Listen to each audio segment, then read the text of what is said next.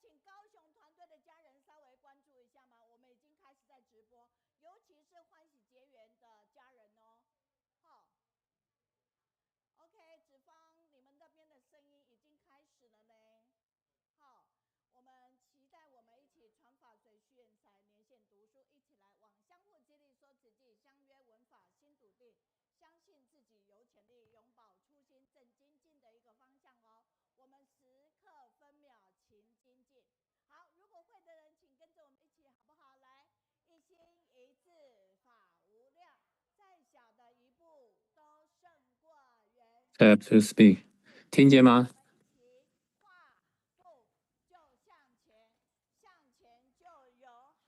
好，感恩。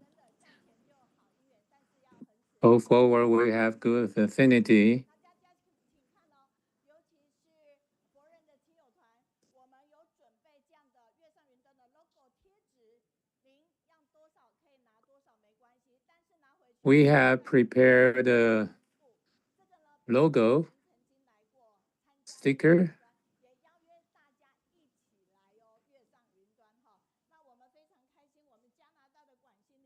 We invite everybody come to this program.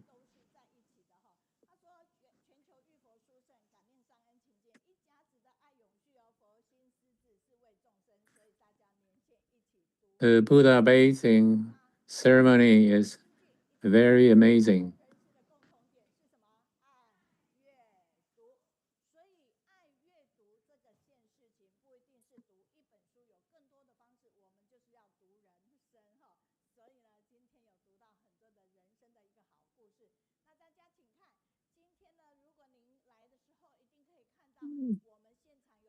Successful people always like reading.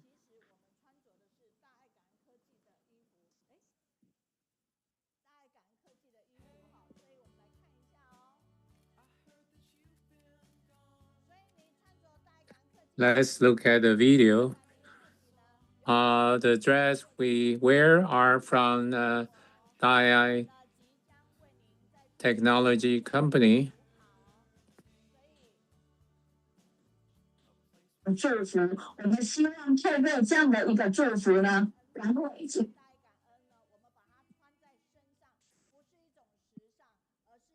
We really appreciate. It's a blessing, the dressing from Taipei Technology. It is all from the deserted water bottle, then going through the process, manufacturing the dress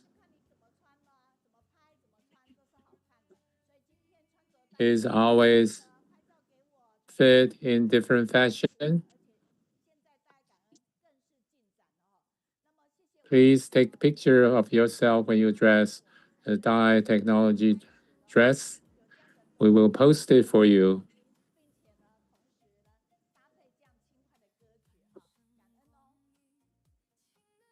We have the short video come with a very light music.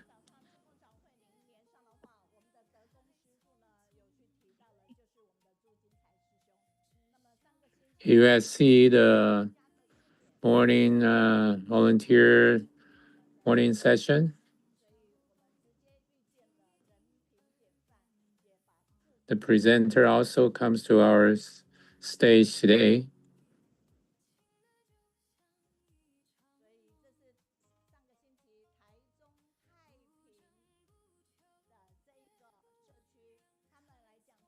This is a refresh from the visitor from Taichung last week.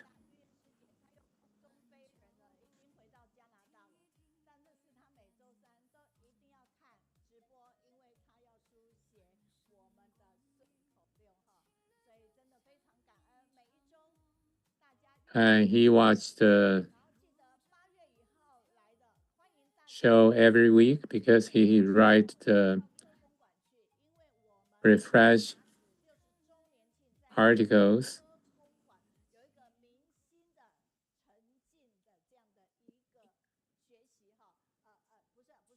That was a picture from the last week.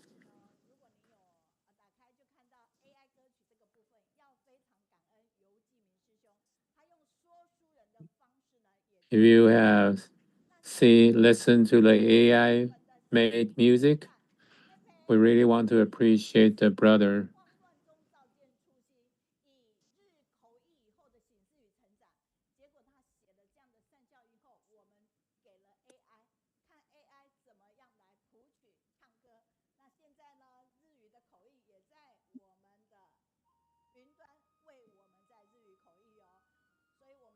So this music is coming from the last week's Japanese translation, and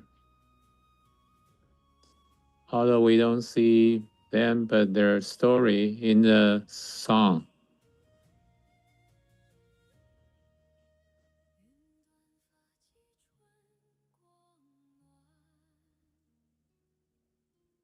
Please listen to the AI music.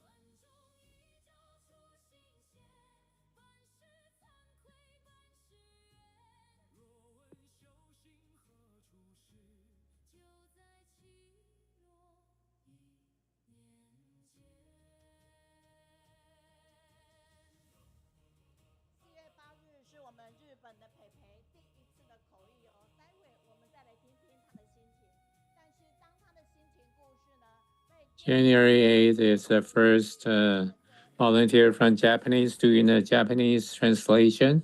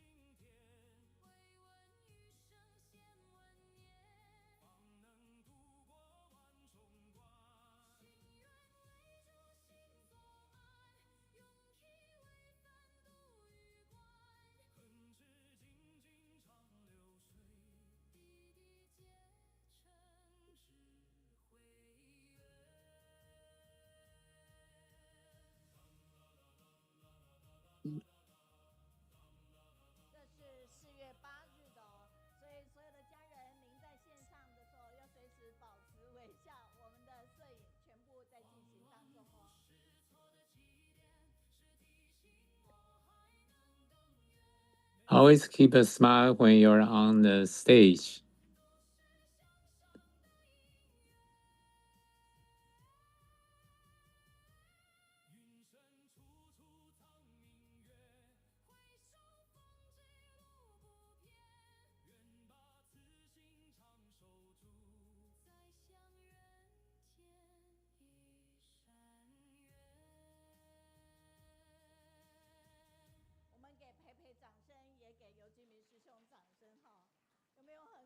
That's a big applause to volunteer Taipei. We're very touched.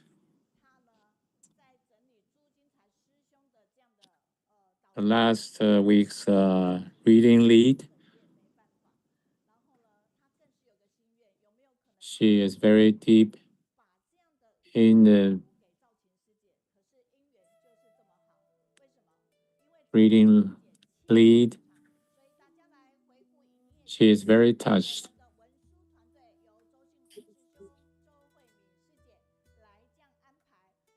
Yeah, let's appreciate the scripting team, appreciate their effort. Everybody can feel their devotion to this work.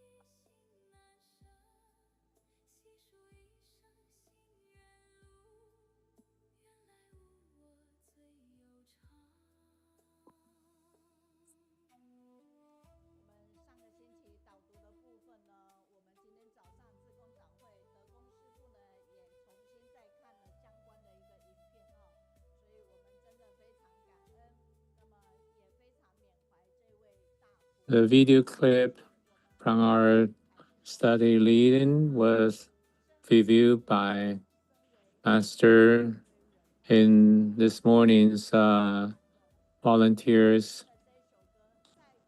meeting.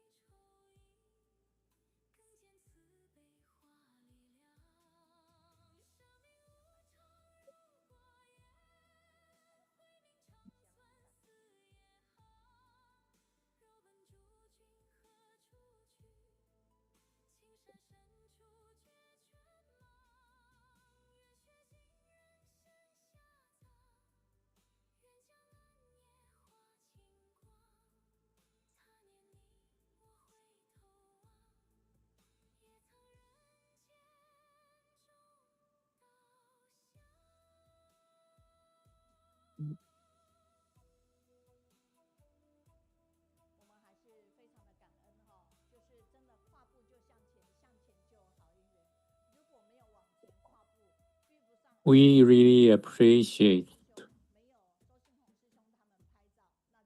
If we don't move forward, we didn't meet AI, take a step forward, there will be good affinity waiting.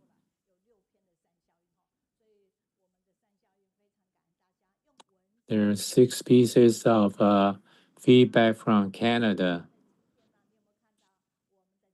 with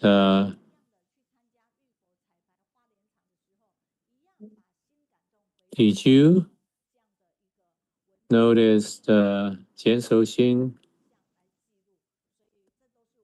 the head of Shiji Taizong Hospital, attend the meeting?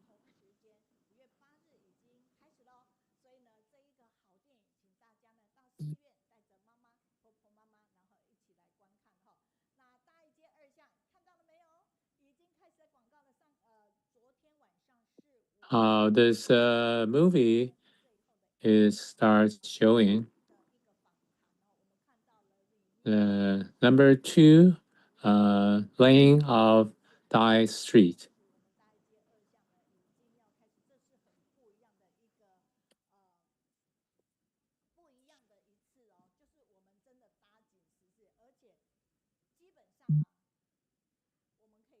It's a very different drama show.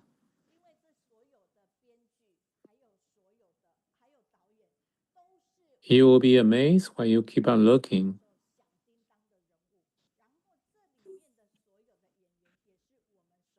These cast characters are very famous play artists.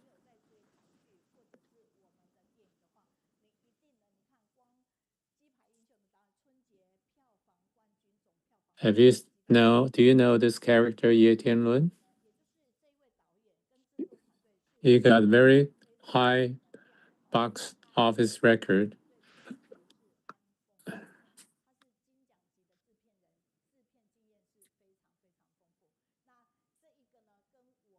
So the producer is very experienced producer for this. We will talk about this.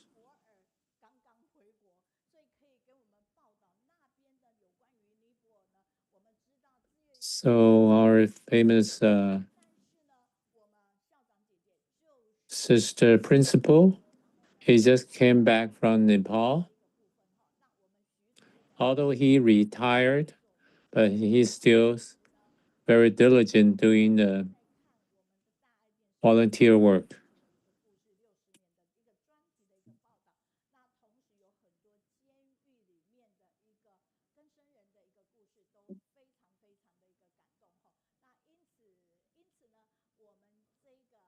So we have very good touching story.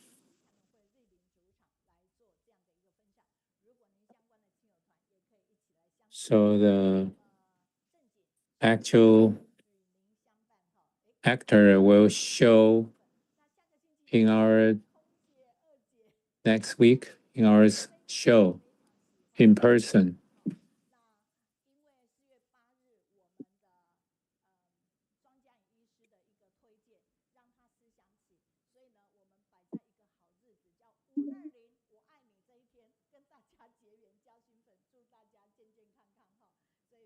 So we put 520, the same sounds I love you.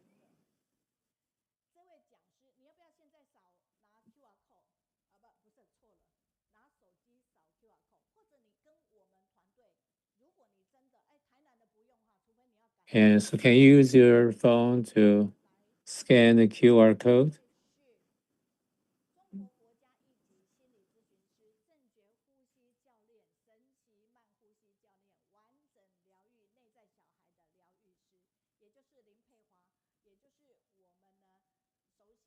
So very famous therapist got very good background and a professional background.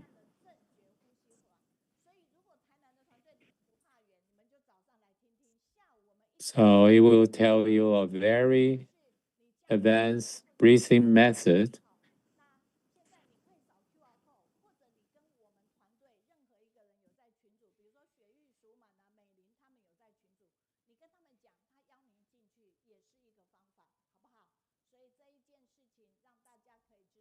You can try to register for this very important event. So do you see the love logo, the designer of this logo? 是史秋华.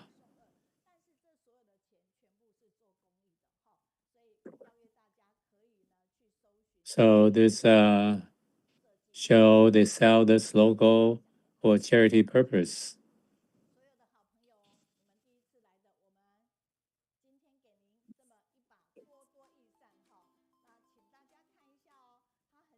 Today, everybody come to the Kaohsiung on site. You get this souvenir. It's very convenient. Small gadget. You can carry it with you when you feel hot.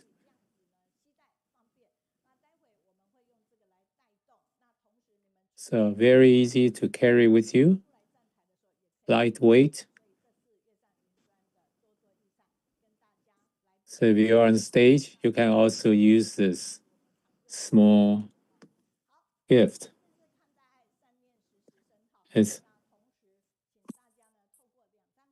So if every day you see Dai, you always got good mind.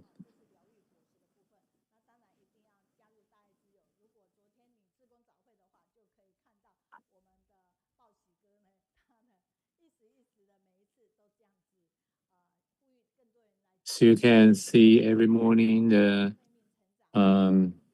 volunteers early assembly. You will see love. Master, you should talk about Ci Ji. Only in building good relationship can we bring joy to others.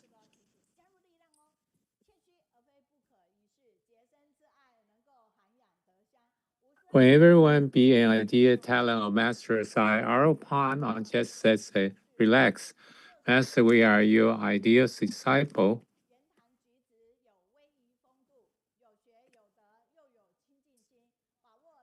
Show good etiquette in speeches and action, enlighten the virtuous with a pure heart, focus on general principles, not trifles. With qualified follower like this, master will feel at ease, which everyone will be an ideal talent master. I put our palm on chest, said, relax, master, you are your ideal disciple. Look at master's response. You are great. Thumbs up. Please have your summa and tell your neighbor, thank you for being here. You are the Dharma messenger. Pass on the great Dharma mindfully. Let Dharma enter our heart, become narrow, and grow from one to infinity. Let the Dharma enter our heart to purify the world. So we have online study group, allow group global connection with online bridges. This is today is American A team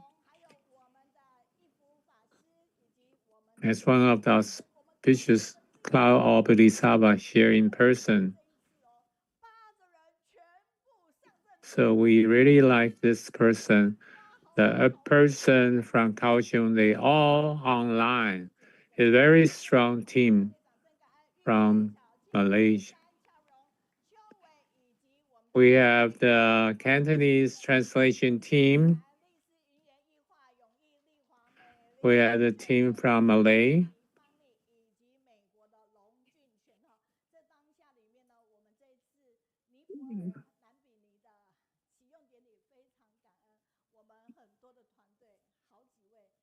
So this center in Nepal, Lumpini, is very great event. So Hakka translation team, we got 10 people's team.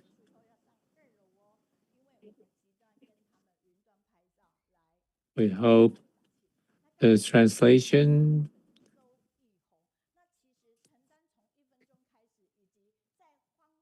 we have heard the team member from Japan.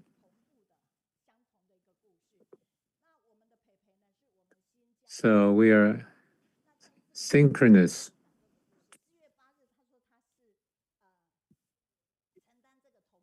We have very touching story when she started this Japanese translation, and she really appreciates teacher Hei Chuan's help.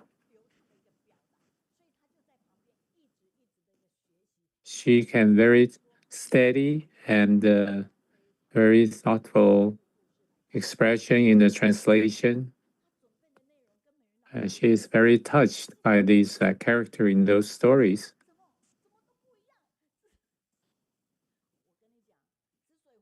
She can when she write.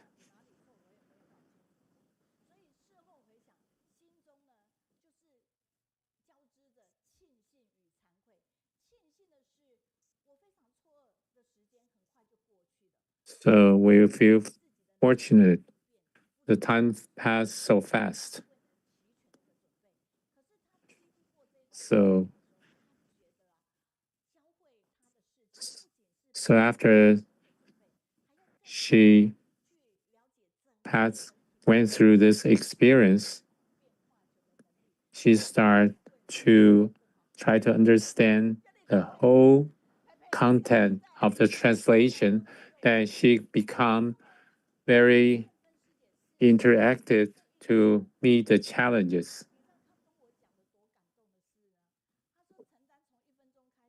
She tells me a very touching story.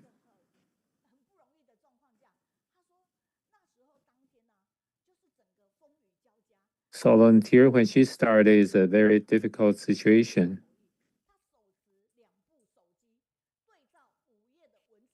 because she doing the translate in the car in the parking lot and with 2 cell phone and the other outside the car, but she still can finish the translation mission successfully.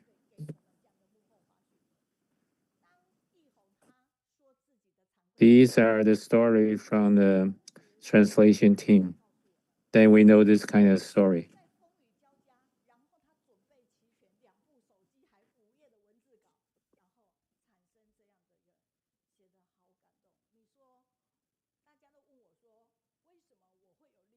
So this kind of experience,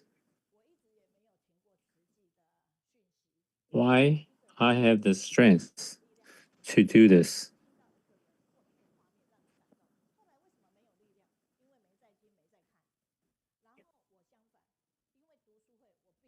Why we come to Tzu Chi? Because we're touched by a person or event.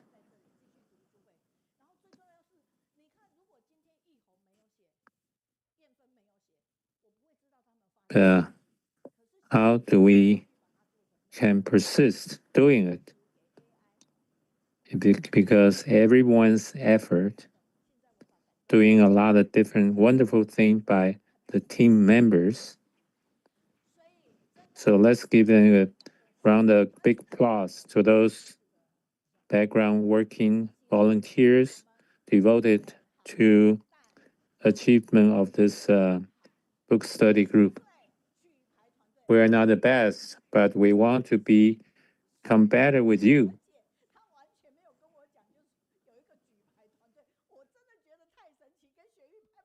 So there is a new group called Raise the Flag Team. It's a form team is headed by Xueyu, Sister Xueyu, totally 10 people. So they can always raise the flag at the front stage every time.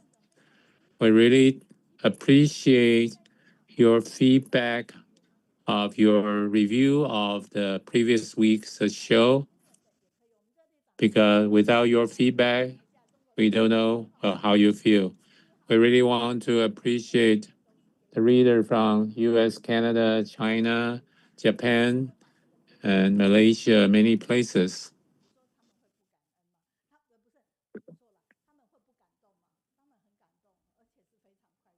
So when they see the feedback, the speaker will be very touched.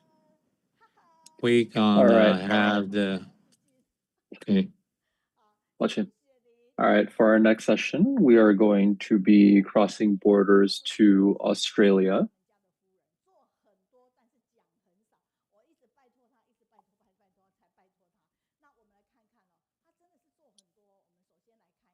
So our speaker today is Sister Liao Yijun, who again is in Australia.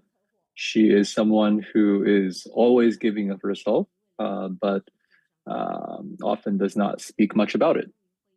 So today we want to hear her story, but first we can take a look at some of these videos.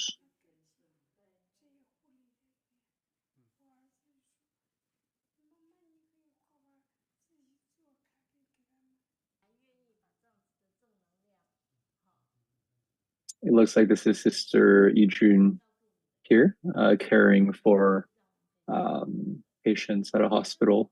This patient looks like she was in a car accident.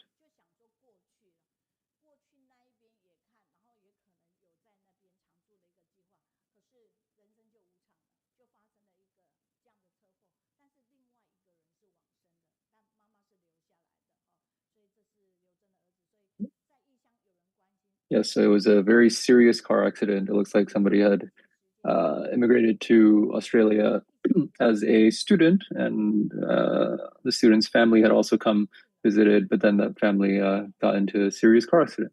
Fortunately, the mother survived, but somebody else did pass in the accident. So it was to have someone care for you while you're in a foreign country like this, that was very impactful for that family, especially at such a vulnerable time.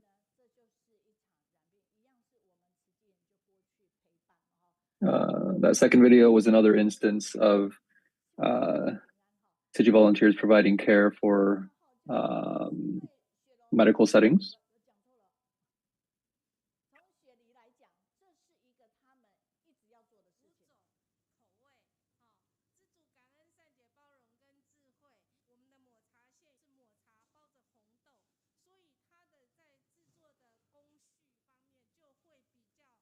So here, this third video is also in Sydney.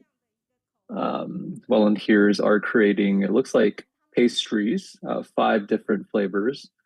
And it looks like they do this every year during the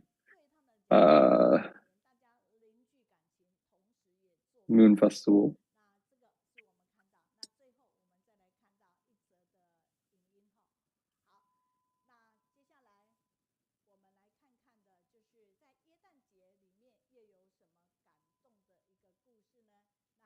Mid-Autumn Festival.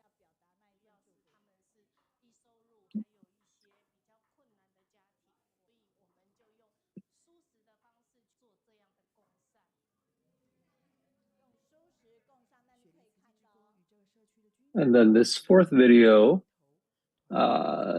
this is an event where it's a community event in, I believe, Sydney, where they invite community members out and then they provide vegetarian food to try to connect with the community during the holidays. So let's meet this volunteer who you saw in all of those videos, Sister Liao Yijun. Let us welcome her to come speak.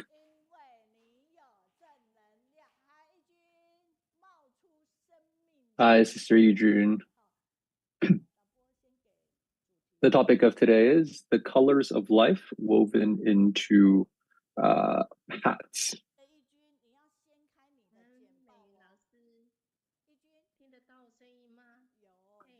Oh, can you hear my voice? Yes, we can, but we don't see your presentation.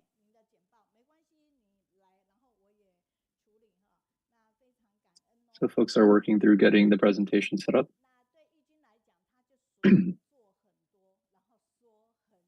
So again, Sister Yijun is someone who just is always giving of herself and doing so much, but never speaks of herself. Okay, so Sister Yijun, you can start now. Thank you to Sister Meiyun, Dharma Master Zheng Yin, Dharma Masters of the Abode, and everyone around the globe listening today. Good day to all of you. So in Sydney, many of our volunteers, we thought this pair of hands that we have, if it's not just to benefit ourselves, but to benefit others, wouldn't that be wonderful? And that is how the Sydney Craft Workshop came to life.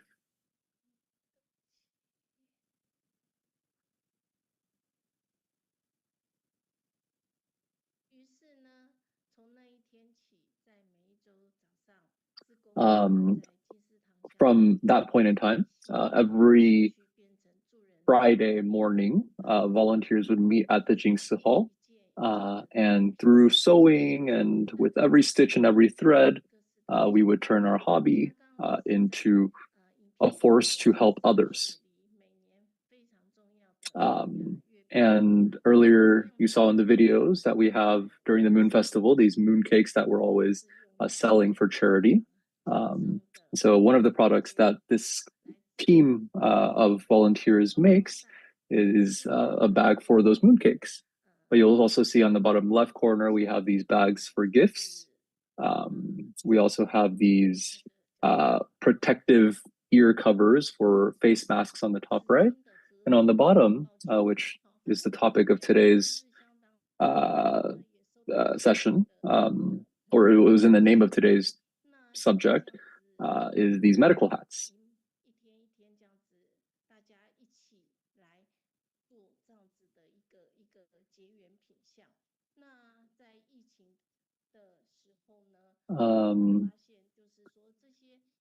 And so we would make all of these different items, and we would constantly think, what else can we do? And then the COVID-19 pandemic hit. And as you saw again in this photo here, the top right, we saw that many medical staff, they're wearing face masks all day, and then their ears actually get very red and swollen. And so we created these protective ear covers for the face mask. And on the back of every one of these ear covers, we'll actually put,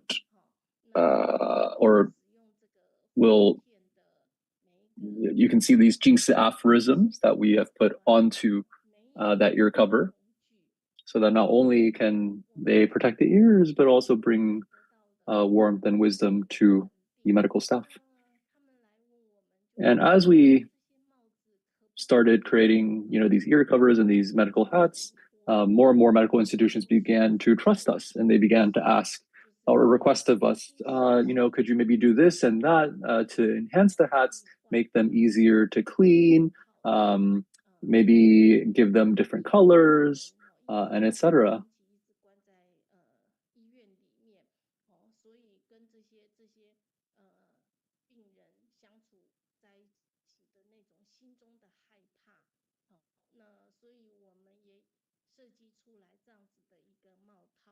And so we designed these hats to meet those requests. And then after some time, these medical staff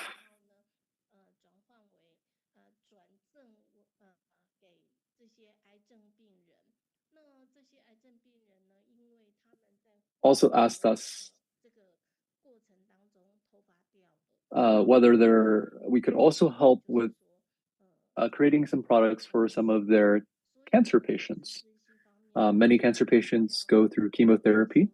They'll lose a lot of their hair.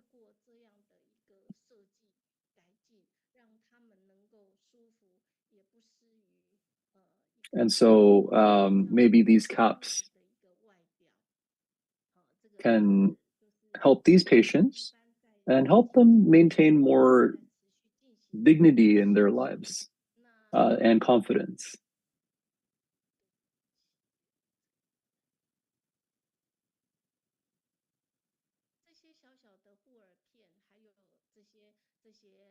So those protective ear covers and those medical hats, they all represent our gratitude and care for the medical staff. And through this process of creating these products, our volunteers discovered that these patients who've gone through chemotherapy, once they've received these hats, they have felt a greater sense of hope in life.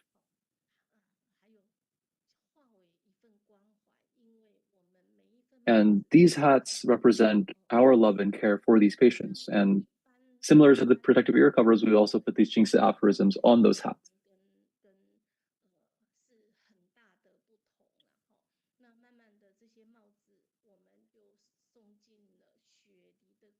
And then slowly, we began working with many, many different hospitals around Sydney, 10 plus of these hospitals and medical institutions.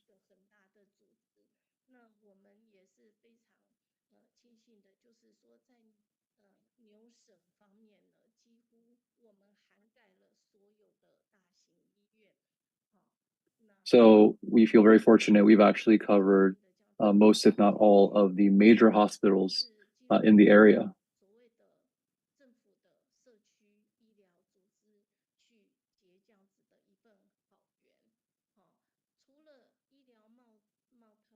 And aside from these medical hats, volunteers have also created these what are called drainage bags that patients often use after surgery.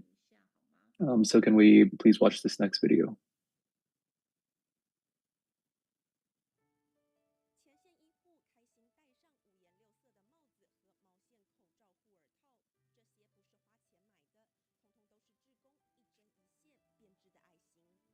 So you can see the protective ear covers and I believe also the medical caps that the volunteers have made here.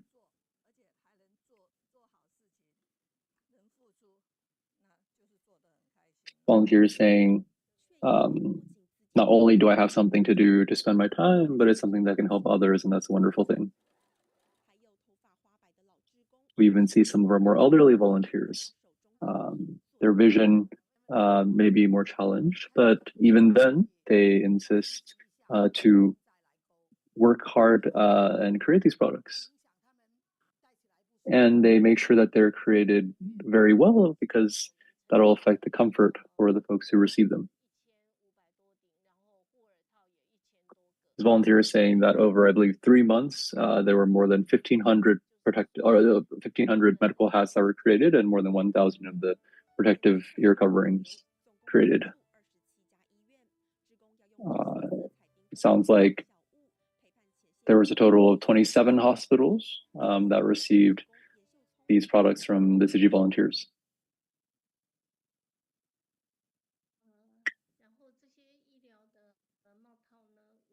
So these medical hats, we've also worked with TIMA, or the Zheng International Medical Association,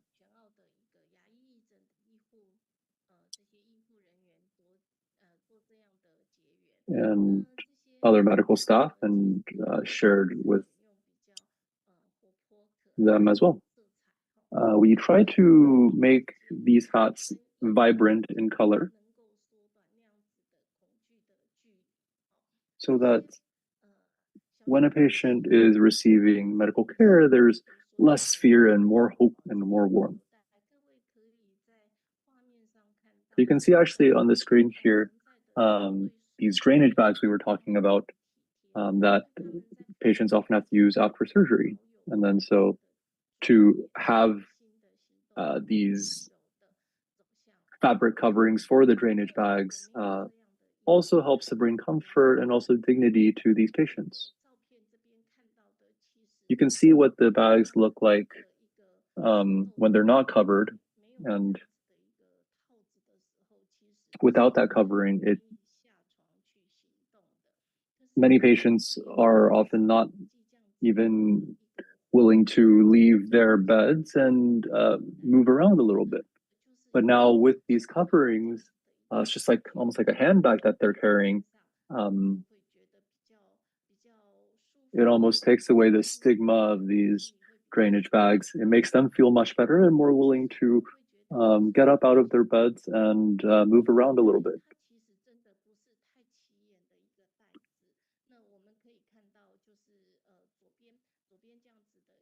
So again, on the very left, you see these drainage bags.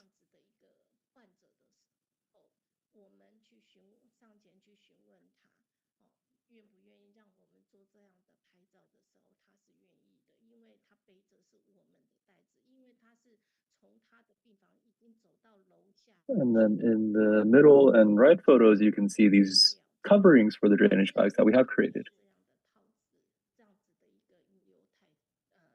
That middle photo is actually one of the patients who went downstairs to go buy a drink, and yet she wouldn't have been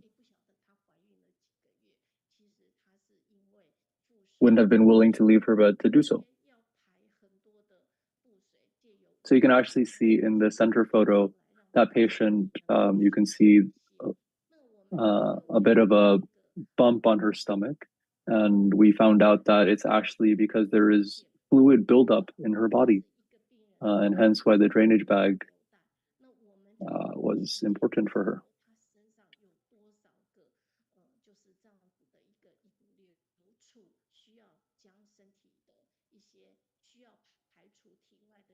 And it sounds like some patients may even have multiple drainage bags because of the amount of fluid that needs to be drained. And so through photos like this and stories like this, seeing the pain and suffering of these patients, that has been something that has inspired our volunteers to work even harder to help these patients in need. And similarly, on all of these drainage bags, we will also put a Jing Si aphorism on there.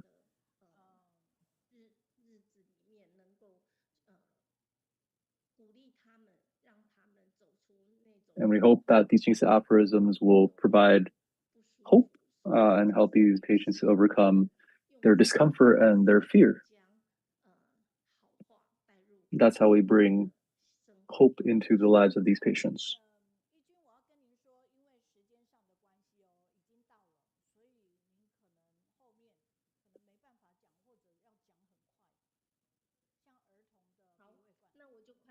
Okay, it looks like we're short on time. So Sister Yijun will very, very quickly go through the rest of the presentation. So beyond the drainage bags, we've also created these coverings for what are called pediatric feeding tubes. And this is something that's been very touching for our volunteers.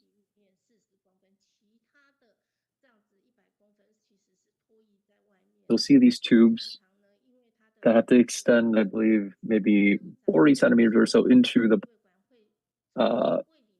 body of the child, and then extends outside the body for maybe 100 centimeters or so.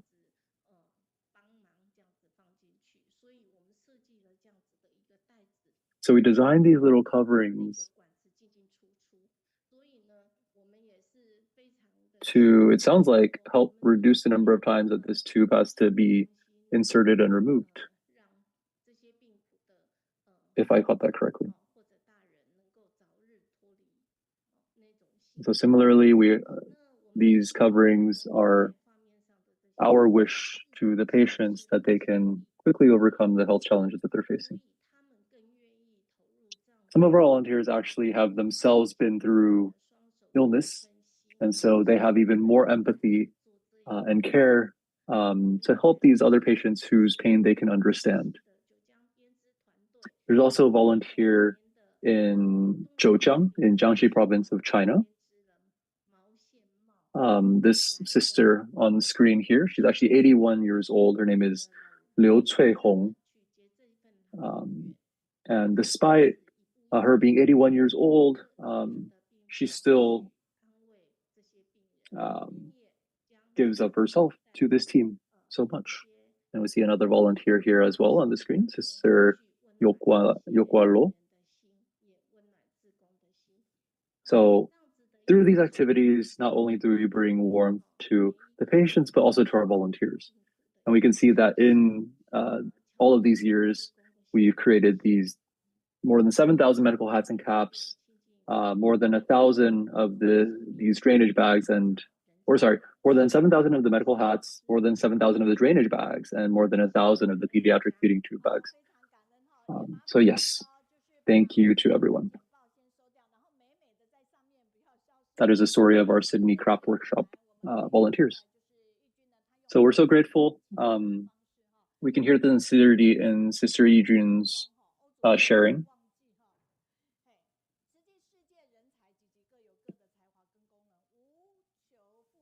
In the Tzu world, we all have so many different talents and abilities.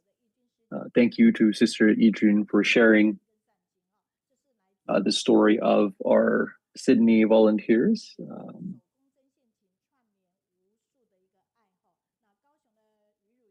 We have a number of folks leaving comments online in response to Sister Yijun's sharing.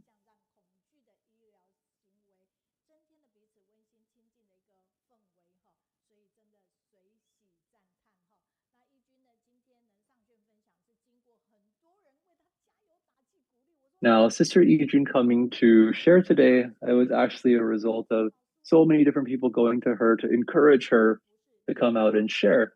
And we would say, like, you've done so much. Why won't you come and share? And she said, I just often don't know how to express myself very well. But today, through this sharing, we've all been so touched by her sharing.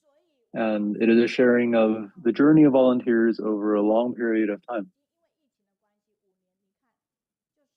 beginning from even before the COVID-19 pandemic. So thank you to Sister Yijun, thank you to our volunteers.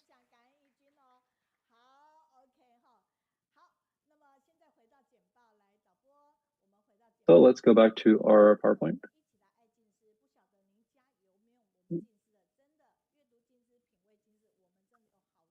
So on screen, you can see a number of our Jingsi products. And we have some of our new products as well. It sounds like these enzyme products.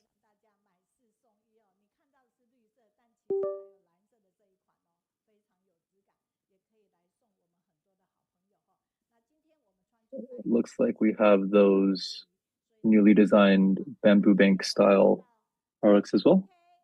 Okay, so let's look at some of our written reflections for this week. Oh, actually, let's jump over the written reflections. Well, okay, we'll do one of these. This is a written reflection by one of our volunteers from Yunnan in China. Specifically, this is Sister Xu Xiaoming, and she is thanking Brother Victor and Sister Janet, the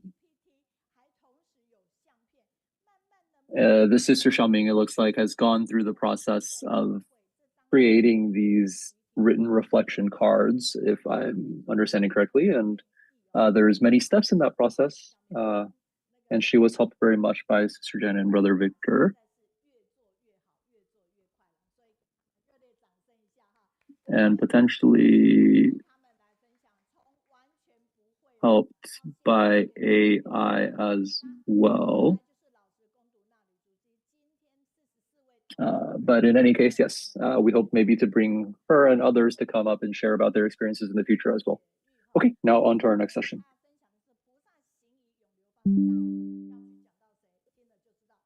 Okay, next we have the Master's Footprint.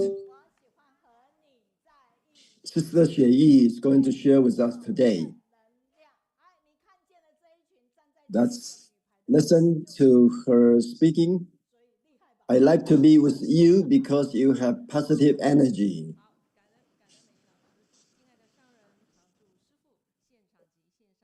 You can see all these people here on the stage.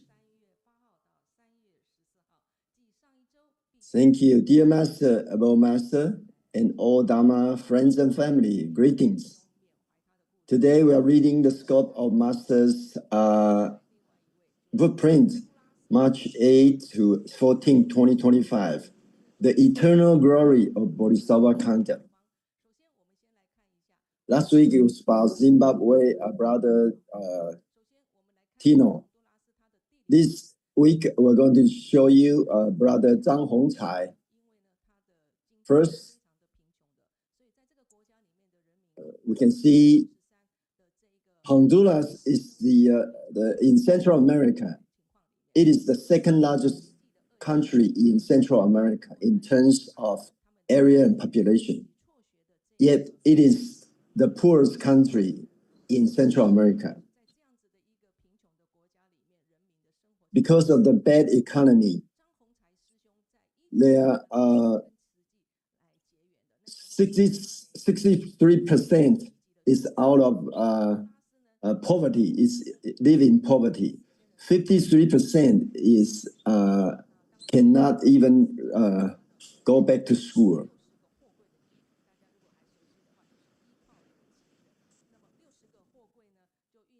So the Hurricane Mitch in 1998 killed 14,000 people.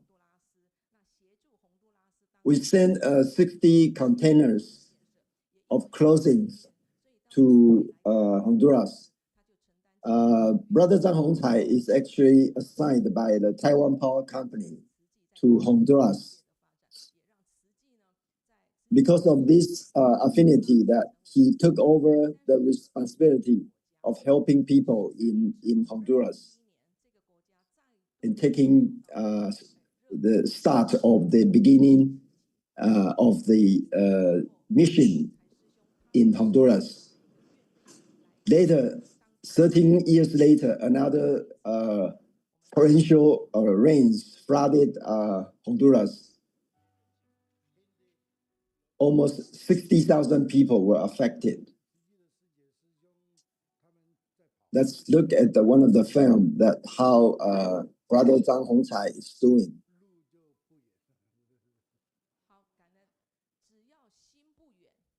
"13 years ago, I was going with brothers and sisters. Now I'm taking this in my own hand. As long as your heart is there, the way is ahead." He took a very little volunteers to start helping people.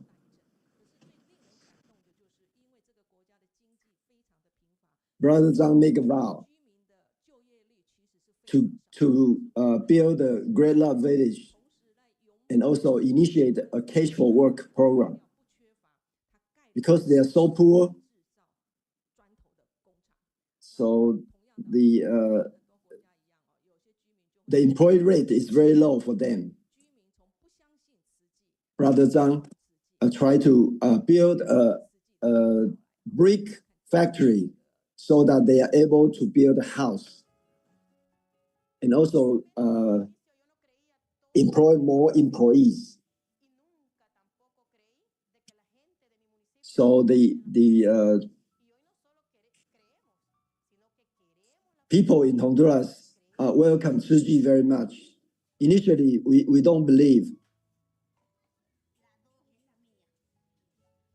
But later, we not only believe, we want them to come.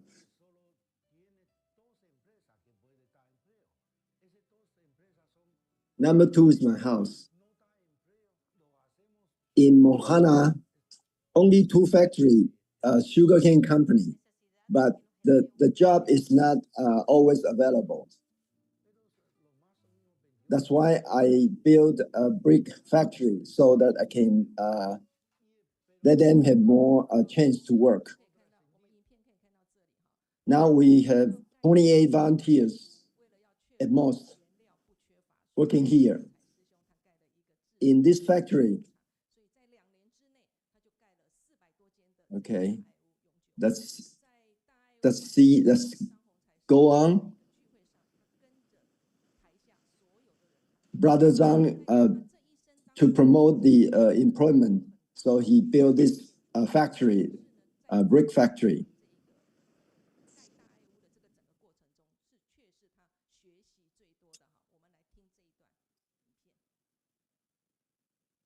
In his life, he has been through to many big occasions, but for this, he said he learned the most from this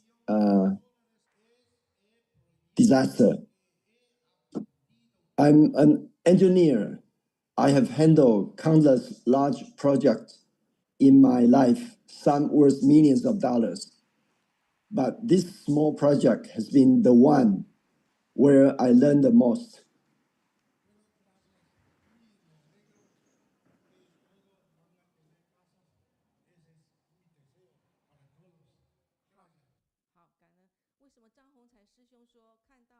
I want to thank you all.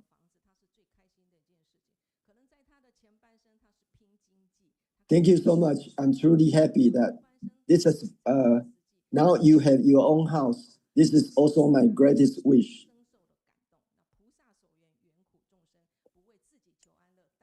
Brother Zhang has been only working for himself in his previous health life, but now he's working for all the sentient beings. Wish them to get out of their trouble and sufferings.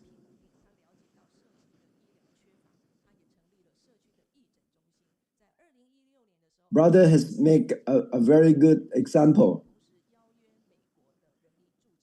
He also built a free clinic in 2016. He invited the local doctors and nurses to set up the TIMA in Honduras.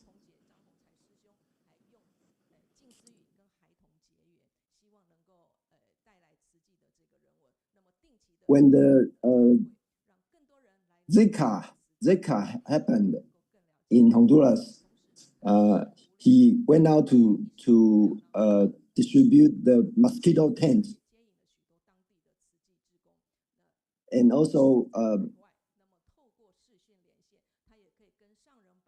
promote the tea ceremony, no, the tea party, to invite more public to participate.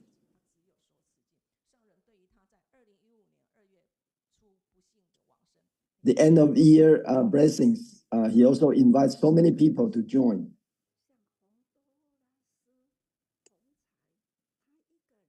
Master was so sad when she heard about his passing away. This is Master's words. Brother Zhang Hongcai, he single-handedly shouldered the responsibility for this entire country. How many things he did, before we could even take stock. We don't have time to do anything, but we received the message that he passed away.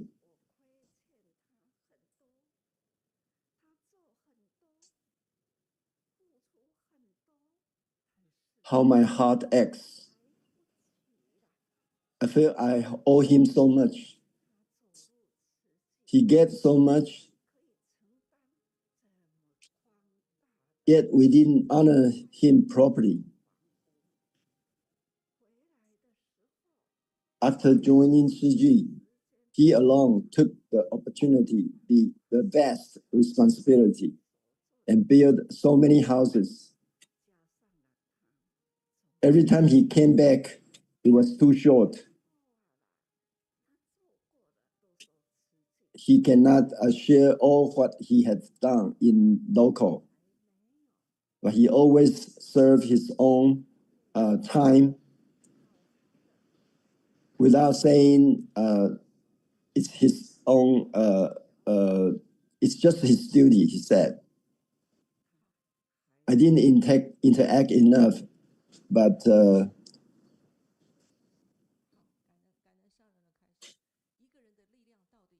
he didn't even tell me how hard he did.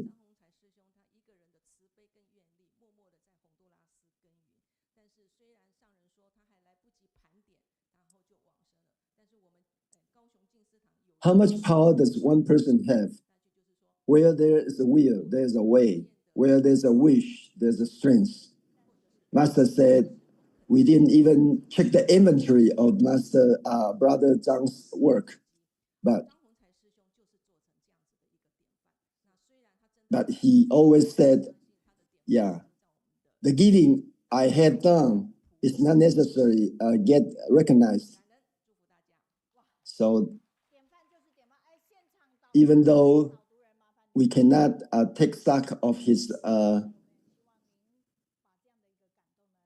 goodness, so thank you so much. But he will be the example of this Bodhisattva course. I wish you can write down all these touching comments for us. One of his words said, we don't need to be recognized for our effort,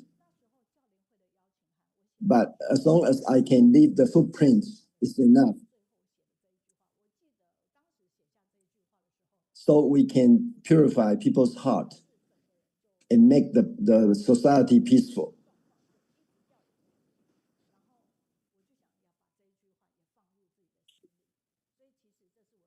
Last time when I wrote down this sentence, I was completely collapsed with tears.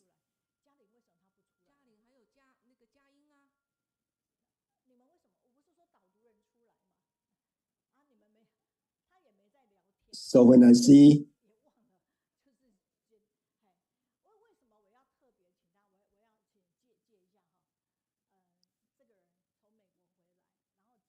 all your team should come out, the Read guiding team.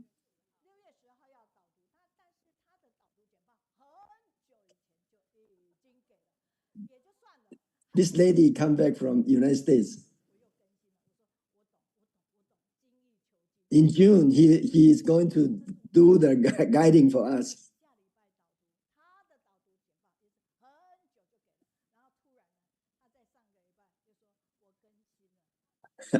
He just said she finished her second edition of her presentation.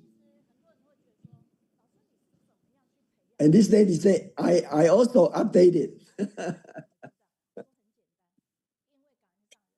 They prepare early, but they make corrections. They make upgrade later.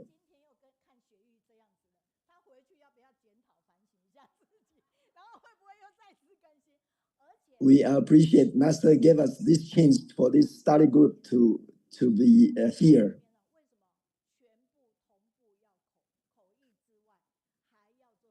So everyone could be making change later for their own presentation.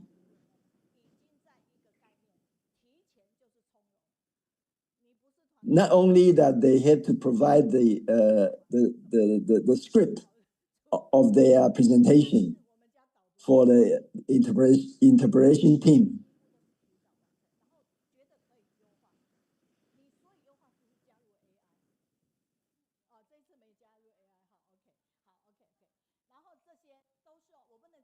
I have a small requirement that they have to do this early enough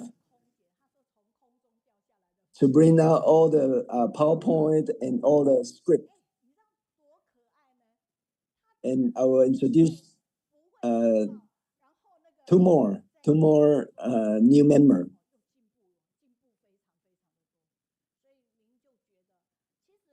She is very cute. She started from unable to do anything, but now she learned a lot. She has been growing very quick, making progress a lot.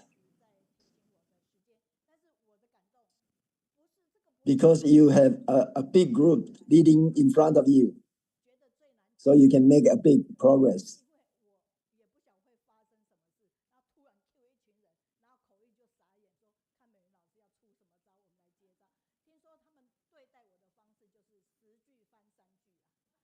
Myself is the one that is hard to take care by the interpretation.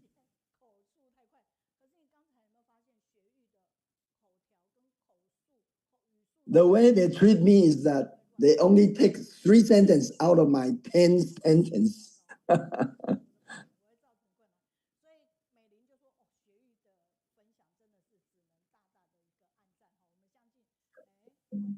You can see Sister Xueyu is talking very smoothly. Yeah, she's worth our praise. Give her a big applause. The comment from sisters. Sister Xueyu is so good about the brother Zhang Hongcai from Honduras. That we heard his story and we were so touched.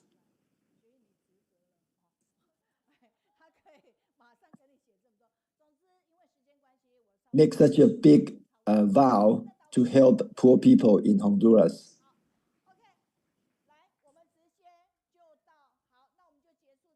Brothers, Sister Xueyu, people have a good comment.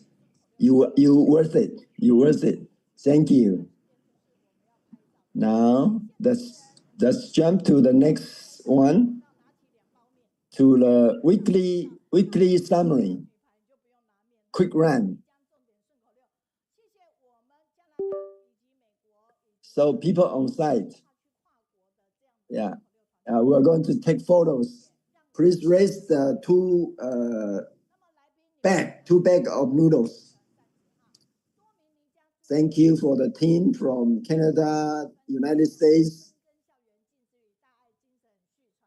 Let us know what happened last week.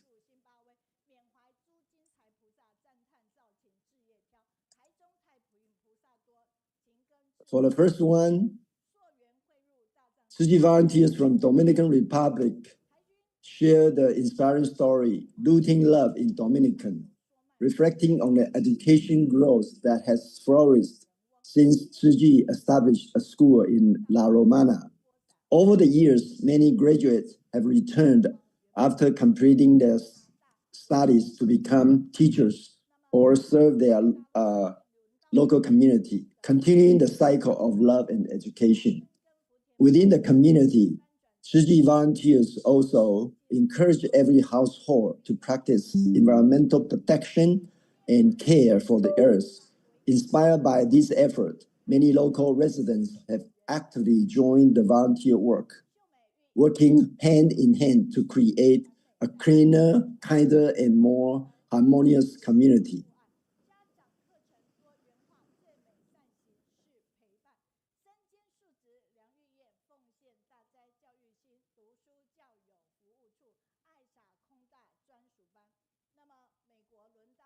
We have another one about the typing parent-children class. Another one is about the National Open University. Thank you.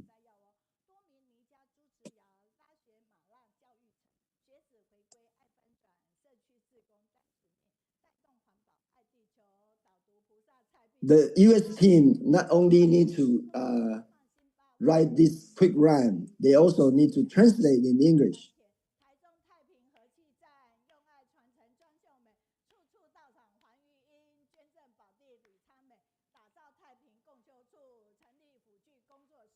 About Zimbabwe, and this is about Taiping area in Taichung.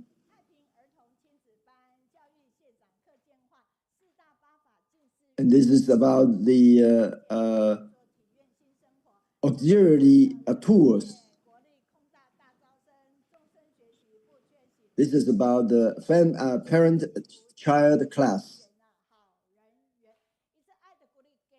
This is the Open University, National Open University.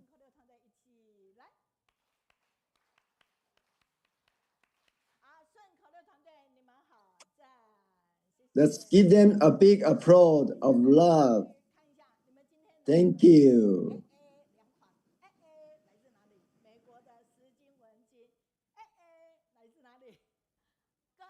Quick Run team, you are the best.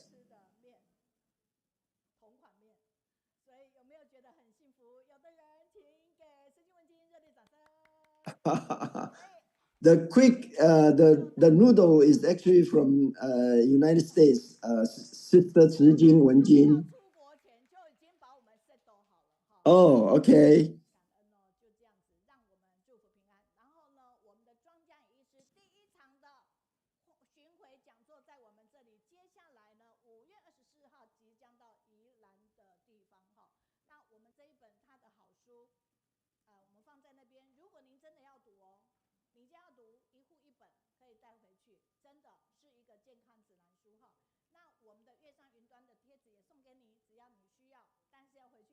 This is a good book.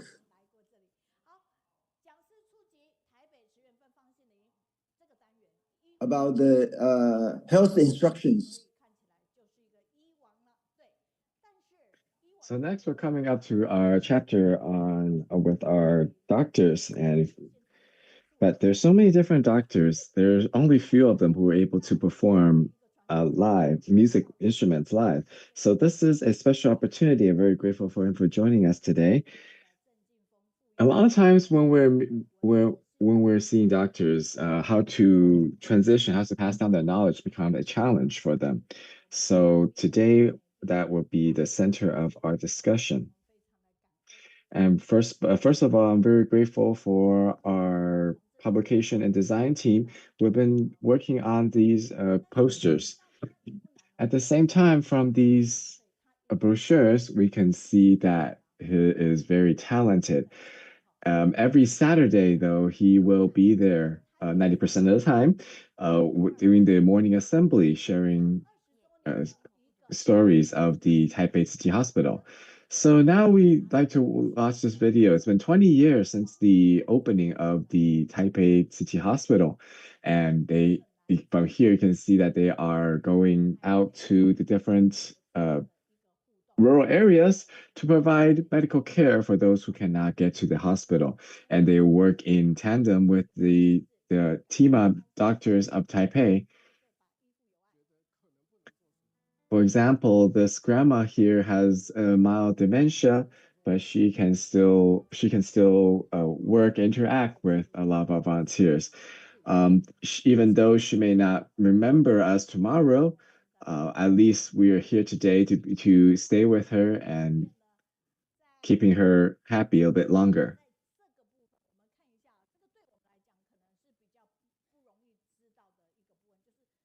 At the same time, Taipei City Hospital has been working really hard on integrating medical care with visual art.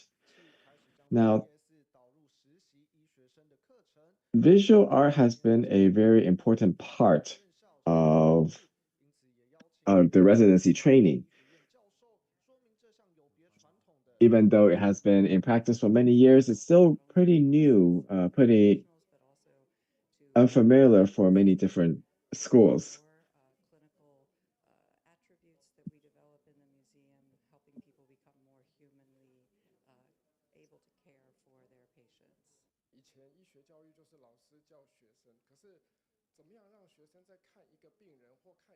Previously, medical teaching has been teachers and students. Now, while these are important, we're now working on the connection of having them see a scene and connect to what they have learned. So through this symposium, we're presenting this visual art, visual cues, and have that integrated into our medical education program.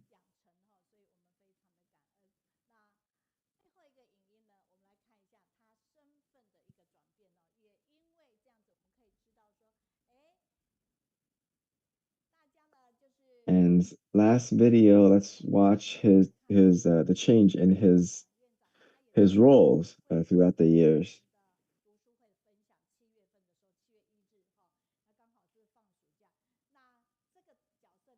So one of our the superintendent of the Tzu Medical School will be joining us in the future to share his stories. Now, as we see that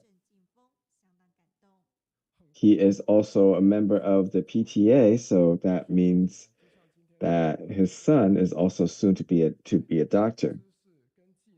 And we talked before, it's very important to learn about the attitude. Attitude, knowledge, and skill sets are very crucial for medical care in the healthcare field. The special thing about doctors is that they have the energy to save other people, so they are worth everybody's respect. Some famous doctors are known to advertise, but a good doctor has the true skill sets. So being a good doctor means that you have to be attentive to pay attention to what you're doing. So now let us welcome our future speaker, Dr. Zheng Jingfeng.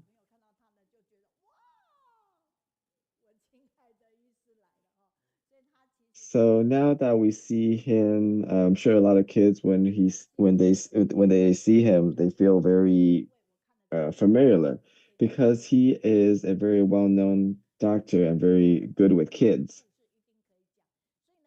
So his daughter, his son are all going into the healthcare field, but today we'll be talking a little bit different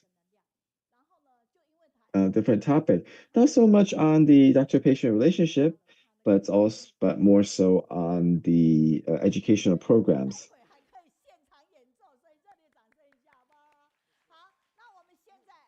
So if we have the opportunity, we can ask him to perform live for all of us. But let's not waste any more time. Let's give a round of applause.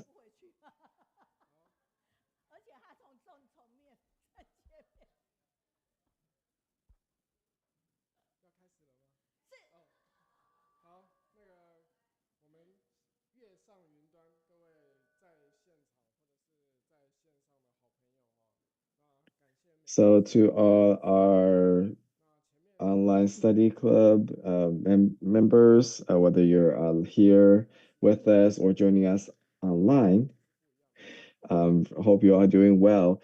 In the previously, because of COVID, we couldn't make it in person, but now I'm very grateful for this opportunity. Our topic today is just like Teacher Ming has said, it's been a little bit different.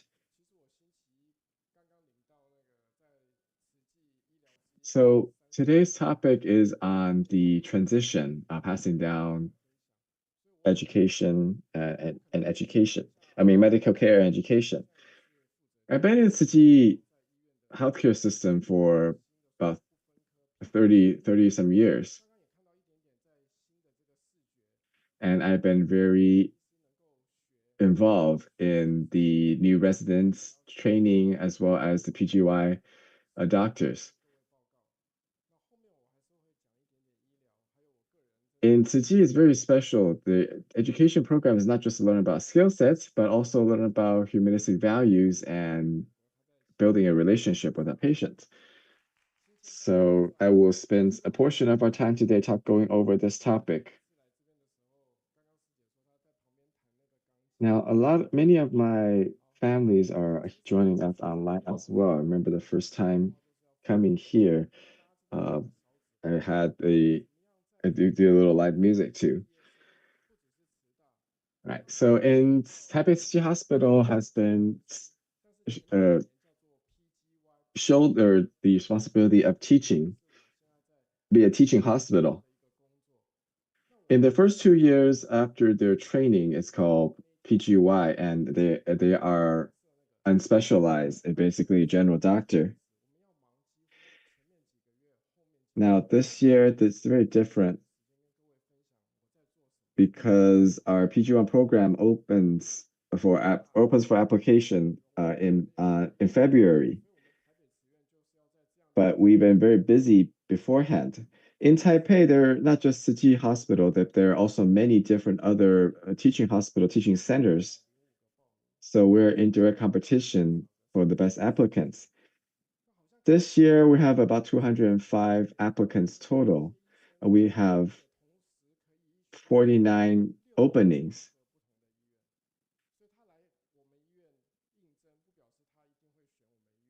And each doctors can select 6 to 8 different hospitals.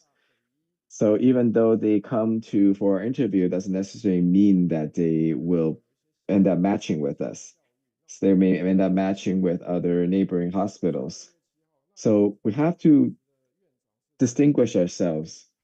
And this is what makes us different. This year, on February 7th, this is our PGY admission. And we can see our superintendent is very involved in the PGY doctor training. And this is that morning. The superintendents also are very concerned or pay special attention to the interviewers. It's not just picking some random person off the team to interview, but rather selecting those who have manifested the Tzu Chi humanistic culture. And he would personally talk to all the applicants, and it's much like a job interview. And we are very concerned, or we pay special attention to the attitude that they bring to their interview. Now, here, our interviewee will interact, and we pay special attention to the postures, how they present themselves during the interview. So from these photos, we wanted to show you us that white coats represent cleanliness and purity. The best part of the day, of course, is that we have the Tzu Chi's volunteers as well as our staff. They may be bringing so they'll be coming in for interview from all over Taiwan. And in February, you can see some of them are bringing their coats since they're coming in from the southern region.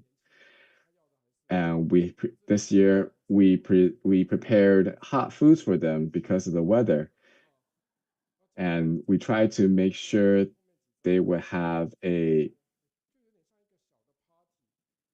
comfortable meal, have some snacks, and we provided them with fried foods. Now, it becomes a very casual interaction with them, and it's a novel approach that we tried this year. There are two tiers of the interviews. There one in the morning and one in the afternoon. And we have each specialties of conducting interviews. And these interviewers are the upperclassmen. So they'll find our second year PGY doctors to come interview the incoming applicants. And we can see that orthopedics and ophthalmology are very popular. Pediatrics, even the OBGYN have very few applicants. So as you can see, lastly, we ended up getting our department chairs to come join us, and that attracted more people.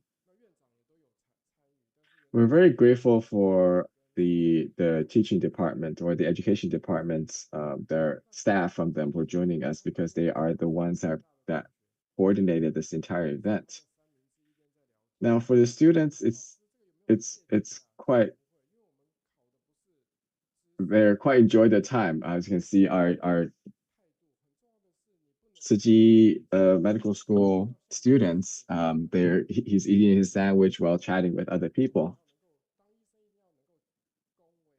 And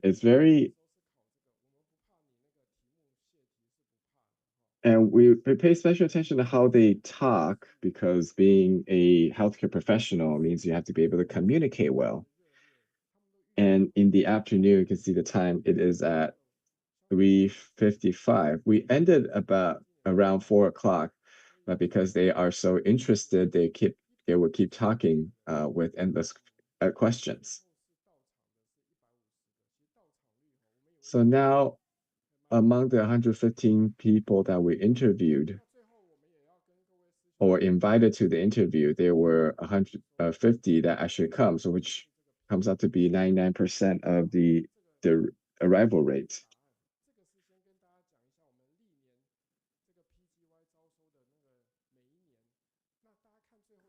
And this graph here shows you our applicant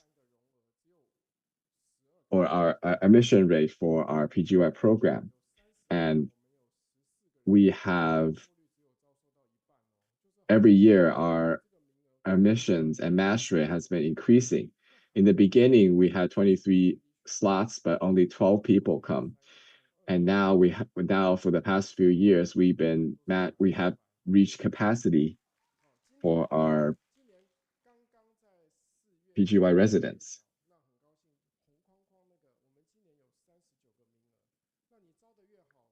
Now this year, fortunately, we have 39 slots,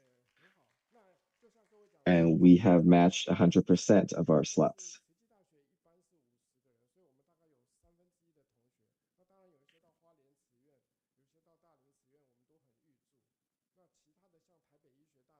So as you can see, this is the distribution of all the doctors who applied, or the students that apply for the hospitals. There are 14 from the Tzu University medical schools, but many of them were matched to other hospitals. And we have attracted many people from the Taipei Medical University. Now, since we have filled our slots, That means we will start our program in August. So we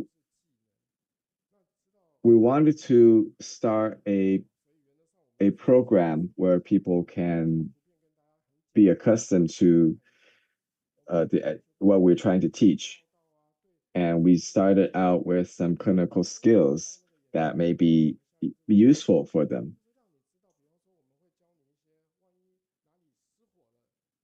And now, because with technology, we have these VR headsets, we'll teach them how to escape in times of fire, so that they can immerse themselves into that experience.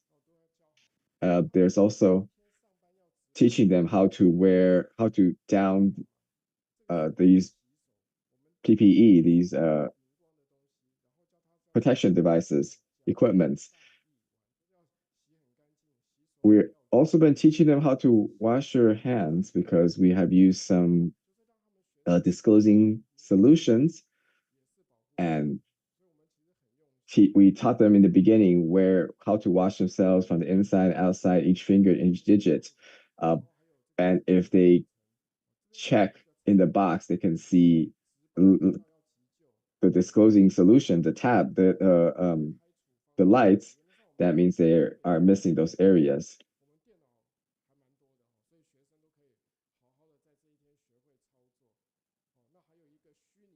Now, this is teaching them how to prescribe electronically. We also have virtual patients. And this is our AI assisted virtual patients. And based on different questions, they will give you a different answer. So you have to learn how to ask the right questions that will help you reach the proper diagnosis. Previously, we would invite volunteers to be the standardized patient, but it is very time consuming and we may not have that many volunteers available at each time. So we've been using our AI to fill these gaps.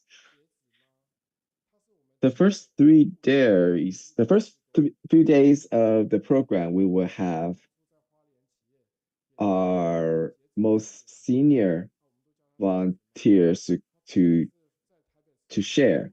This sister right here, she started with a nursing background, and she is actually one of the most senior volunteers in our hospital.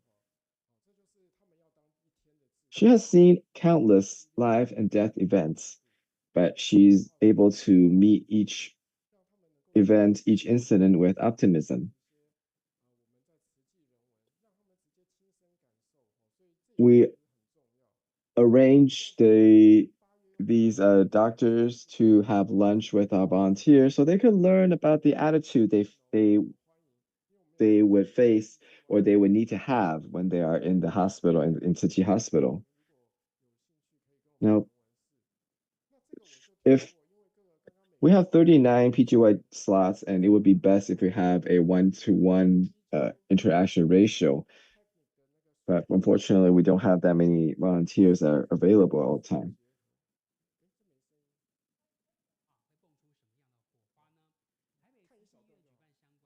Now, as we showed in this video before, this is visual technique integration. So we've seen that earlier. That is from last year's, where we're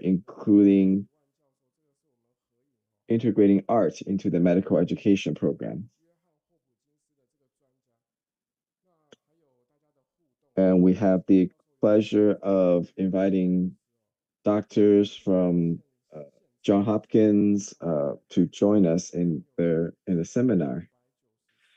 Other than a live opportunity, we also opened participation online. So there are 1,600 people joining online, and we even organized a virtual interpretation. Now back to the art in the education program. we can see these museum pieces or exhibits. And people may often wonder what is the role of these exhibitions in a hospital. Now, in the picture, in this painting, we can see a bird, drawing a bird who ended up lifting from the from the canvas. It may seem unrelated to healthcare, but in reality, it is to teach them to have imagination, to make the connections, connect the dots. Nowadays, we're being fed with short clips, so people have very short attention spans. And with our new educational program is to teaching them to be more attentive, to pay attention to the moment. It's very similar to the way doctors of Oriental medicines treat patients. They would examine them through all different means, through visuals, through questions, through listening, and even by feeling their ailments. So they're able to diagnose from based on multiple different cues that the patient give them. And it has been very successful in helping our doctors make that connection. So it's been formally integrated into our program. And next, let's watch this video here. So our doctors, our staff, when they first join us, we will bring them out to visit cases and to clean the houses of these care recipients.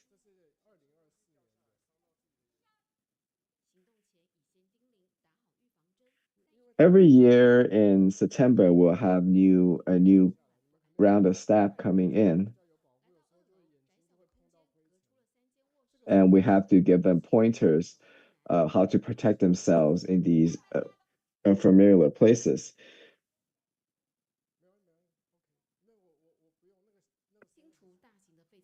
And you can see how the house is pretty much filled with all sorts of discarded or non-functional appliances. It's a very, very small space, but there's so many different things. You can see bugs going all over the place.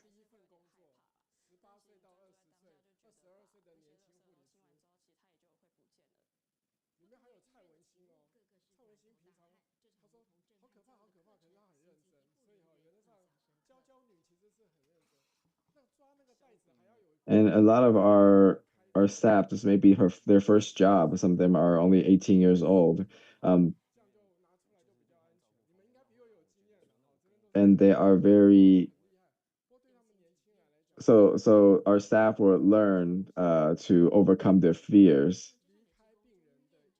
And we find this to be a great opportunity for them to learn about the stories of the patients that they see.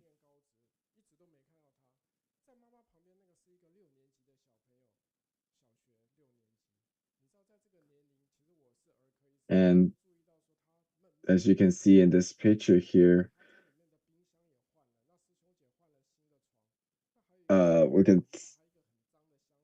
our care recipient is a single mother with 3 kids.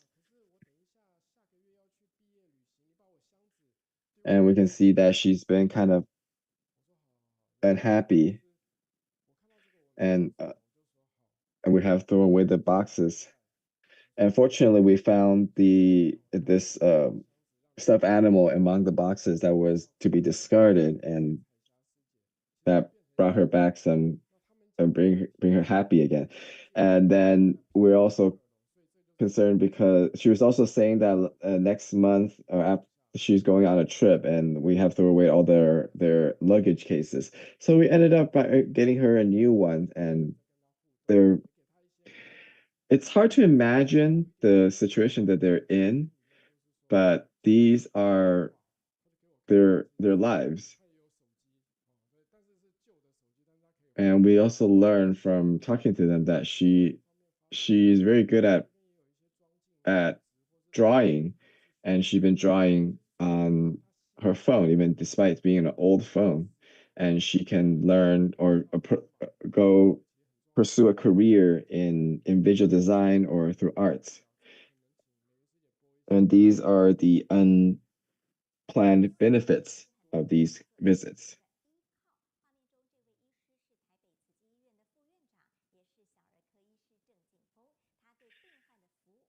And now let's watch another video here. This one is kind of a story about our speaker, because he is a specialist uh, in essential or innate heart defects, and a lot of the a lot of some of the patients that he had met before are staying in Hualien. So he would go back and see them every now and then just to make sure that they are still in good shape.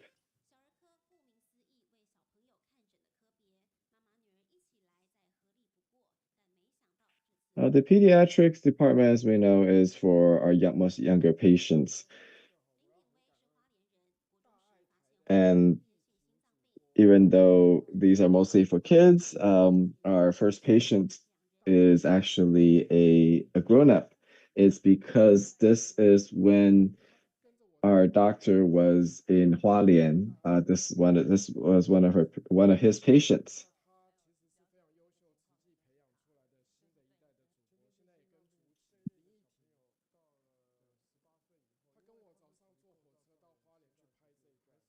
And then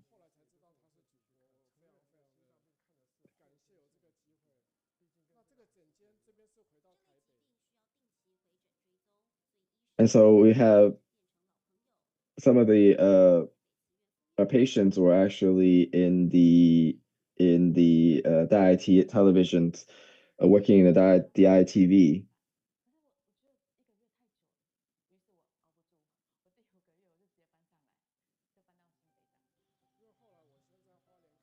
And we have patients that follow the doctor and move from Hualien to Taipei, just so that they're able to see the doctor every few weeks as needed. And it is because the day that her kid was born, he was in the ICU, and has been under the care of Dr. Zheng since then.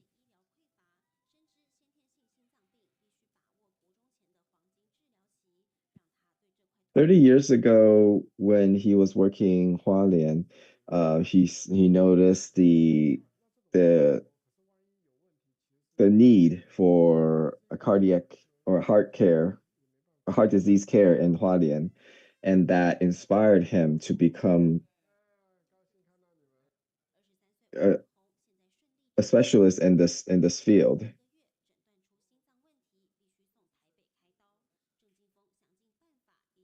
And this is one of his younger patients who was diagnosed less than a month old, and has been under the care of Dr. Zheng. And now that he is 23 years old, he still come back to see him every now and then.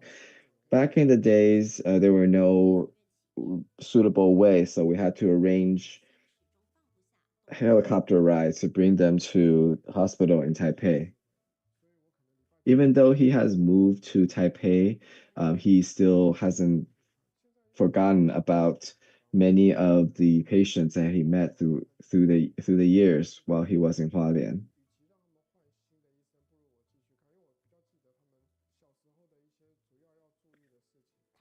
And now it's that since I've been with him for so long, rather than changing them to a new doctor, since they just need to be monitored, I will go back to see them every now and then, as well as to remind them of the continued care.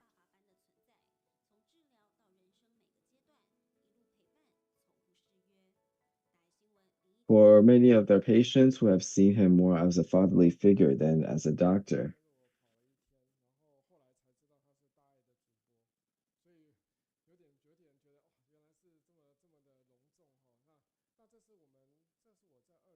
So very grateful for the diet anchor who's been following me all day. And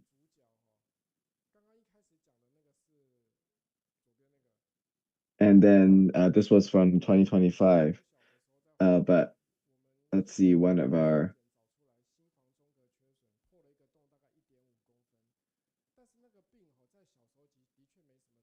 oh, or so this patient here was screened during one of our routine visits in Hualien. We noticed that she has a hole in the septum of her heart, which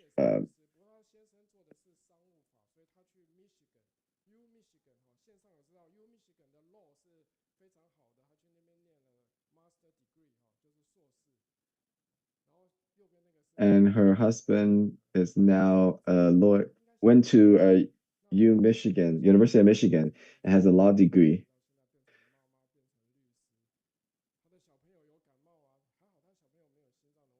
So we can see that she is like we've seen her since she was in her teens, and now she is a mother of her own.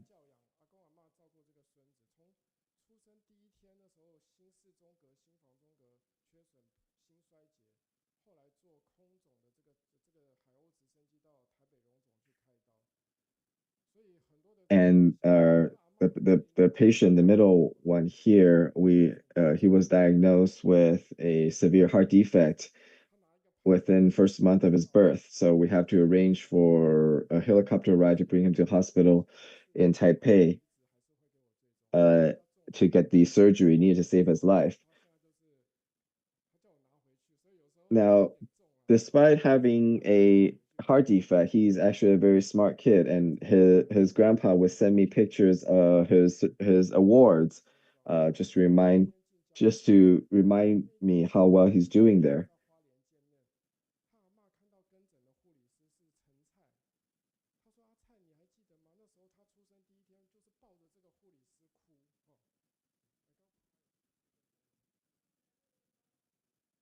And this is another one of my patients that has been with us for so many years because she's followed us from Hualien to Taipei.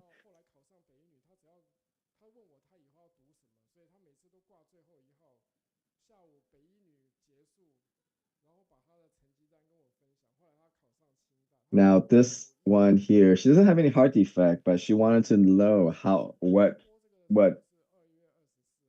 what career that she should pick. Like whether she should go into healthcare or go through study science. So she always made an appointment to be the last patient of the day, so she can talk to me.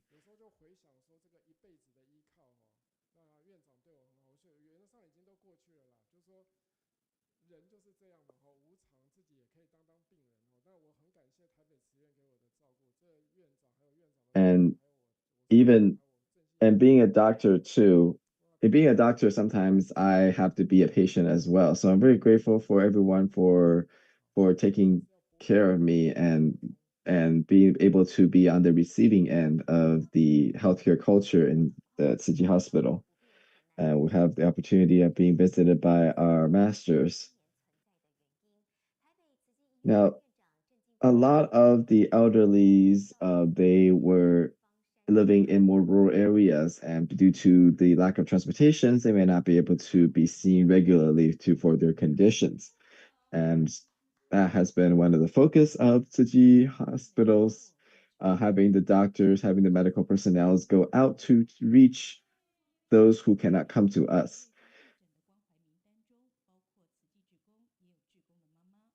So the northern Tima members would visit these rural villages And this happened right before Mother's Day, where we visit some of the older recipients and to check up on them.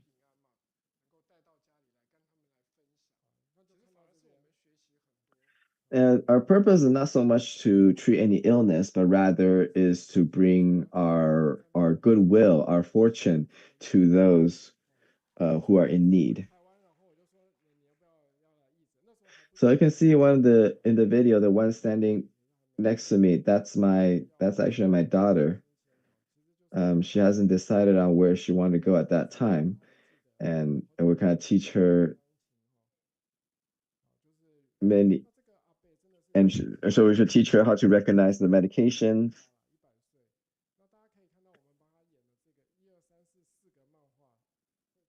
Now, this grandpa is 97. We have made a promise to go see him in 3 years when he reaches 100 years old.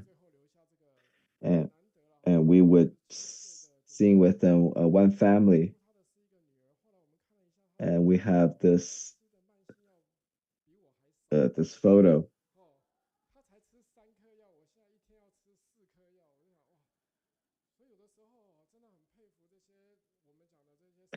And so it's very rare to have these elderly reaching 97 years old. But even so, even though he's much older than I am, he takes less medication than I do. Now, I've been in Tzu Chi for about 30 years now, and I've been learning and growing in the healthcare field. And I have a daughter and a son who are both coming into the health in being healthcare.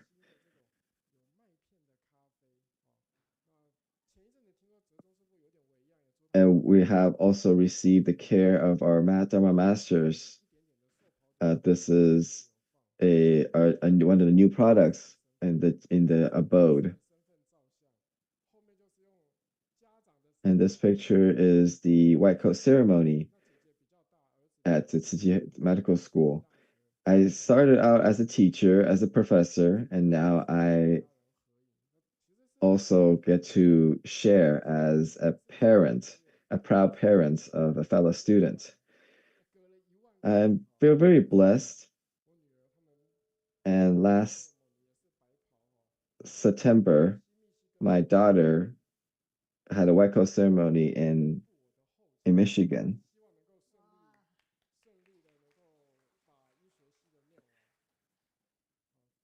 Hopefully, she was able to successfully complete her studies.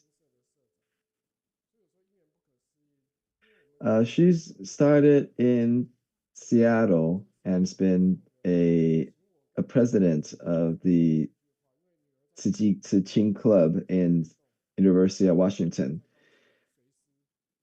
And we were sharing at the Global Tzu Chi Forum.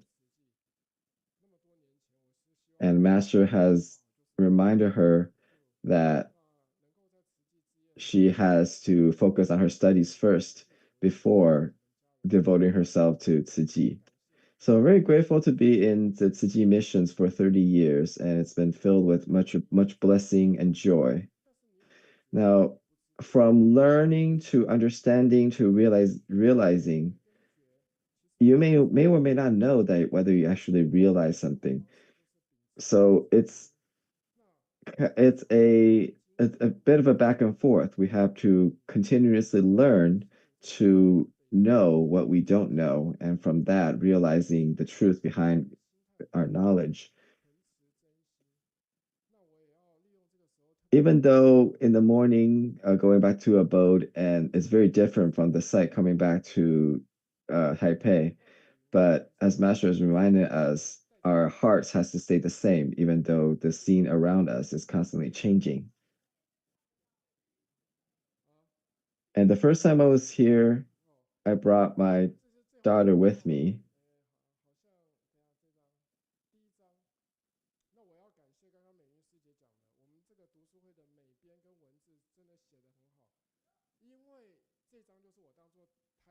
So I am very grateful to teacher Meiyun because of their design team has been very wonderful.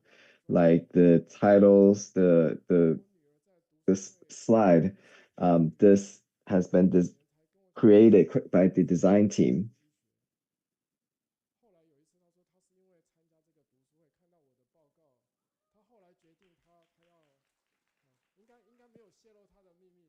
And it's very inspiring for us because my my daughter never was very resistant to pursuing a career in medicine in healthcare, but she was inspired by the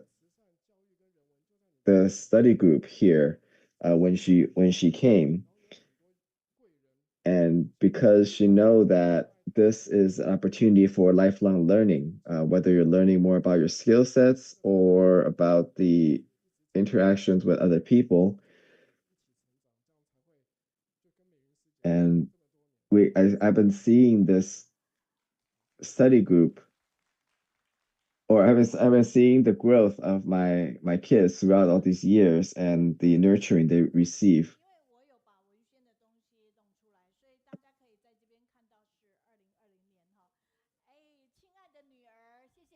So as we learned, the first time they were here was in 2020, and very grateful for her for joining us online.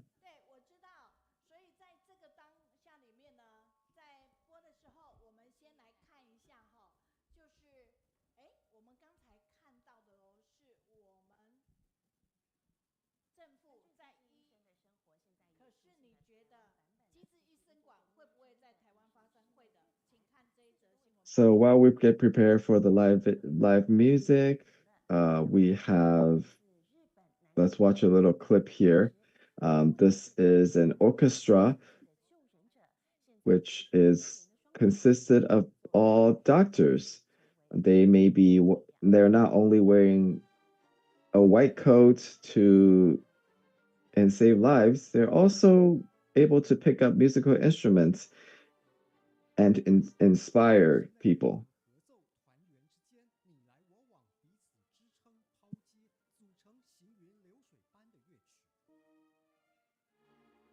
So in an orchestra, everyone's working together. They focus on their pieces, but together they will have these perfect harmonies.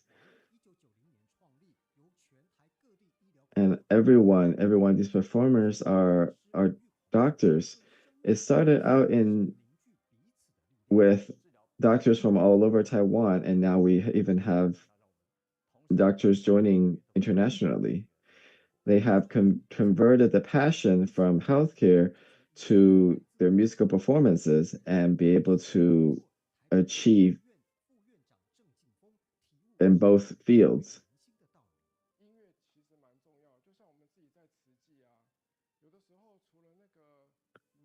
Among them is our Dr. Zheng. Music is very important. It is to calm ourselves as well as to calm our patients, and finding that balance.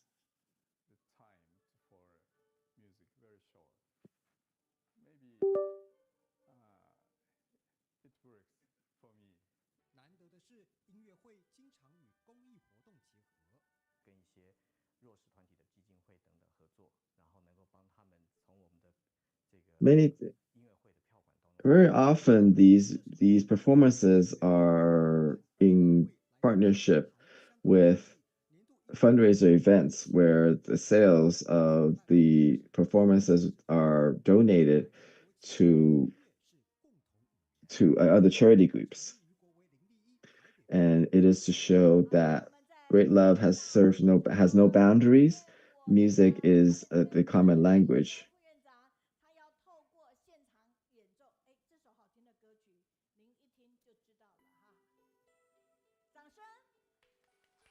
And now let's come and watch our Dr. Zhen perform. It's one of the famous songs.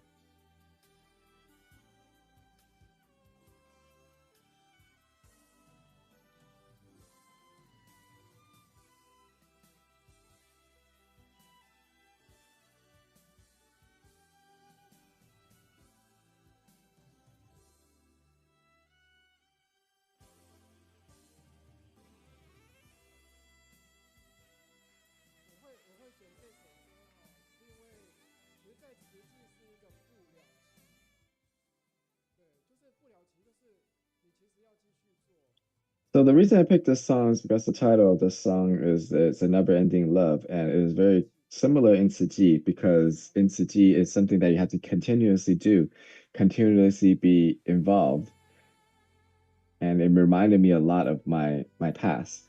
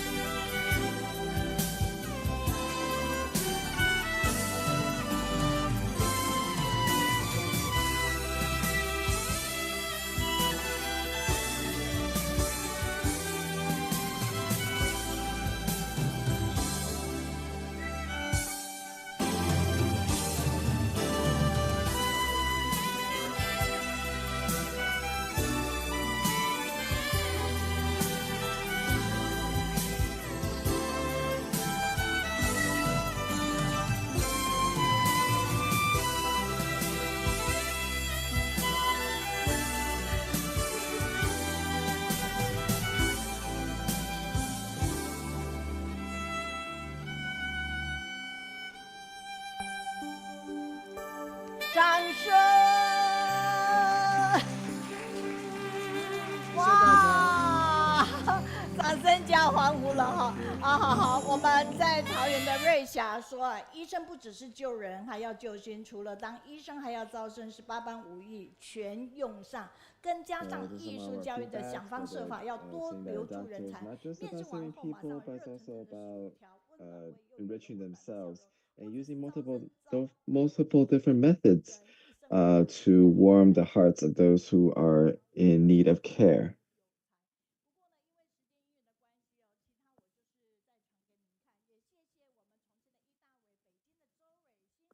Now, because of the time, we won't be reading each of them out loud. We're very thankful for a lot of our members for leaving a comment or leaving a message.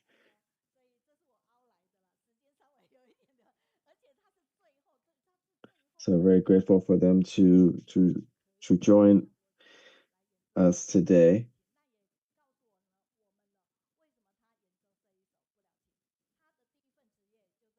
Now, this music performance was more of an impromptu thing because he originally wasn't planning on it, but in the last minute he had agreed to it. And his first job was with City Hospital, and now he is a vice superintendent. So now we know he is stuck with City forever.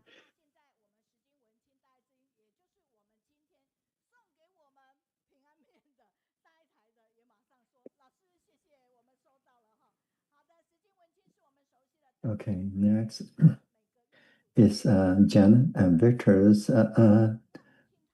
Dai program.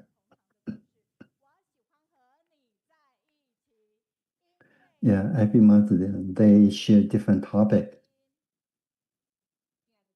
Today we'll be here their family history. What history it is?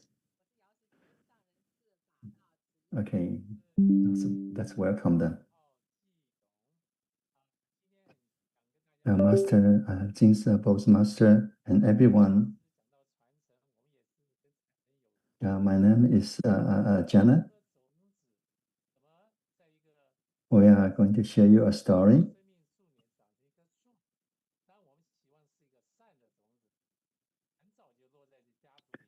So first it's a seed, and then it turned out it was passed along for 4 generations.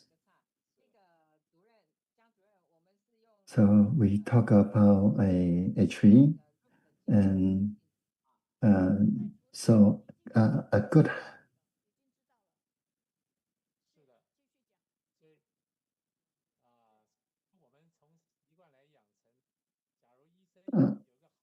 Okay, okay. We know there are some technical issue here.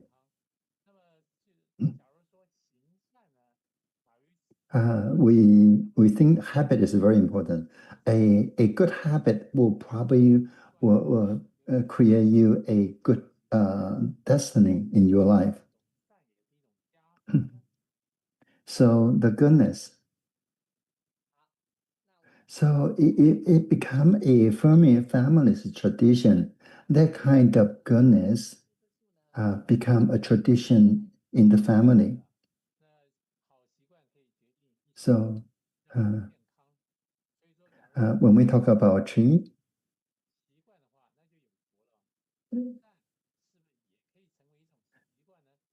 so a good habit will determine your life.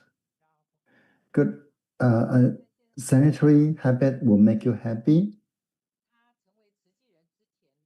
A family of goodness will create a the family. We start with my parent, my mom. He was Catholic. When we were young, we went to a church weekly. So my mom was used to dedicate a lot of her time and donation to some organization. And then later, when she become joining Tzu Chi, she was able to see the more reality of the society, and that's why she would like to donate all her saving when she was 90 years old. So at that year, so at that 3 years ago, she decided to donate all her savings. And at that time, Master was saying that, yeah, this is a great family tradition to pass along the virtue. So the real fortune of a family is not your bank book, it's the virtue that you pass along to the next generations. So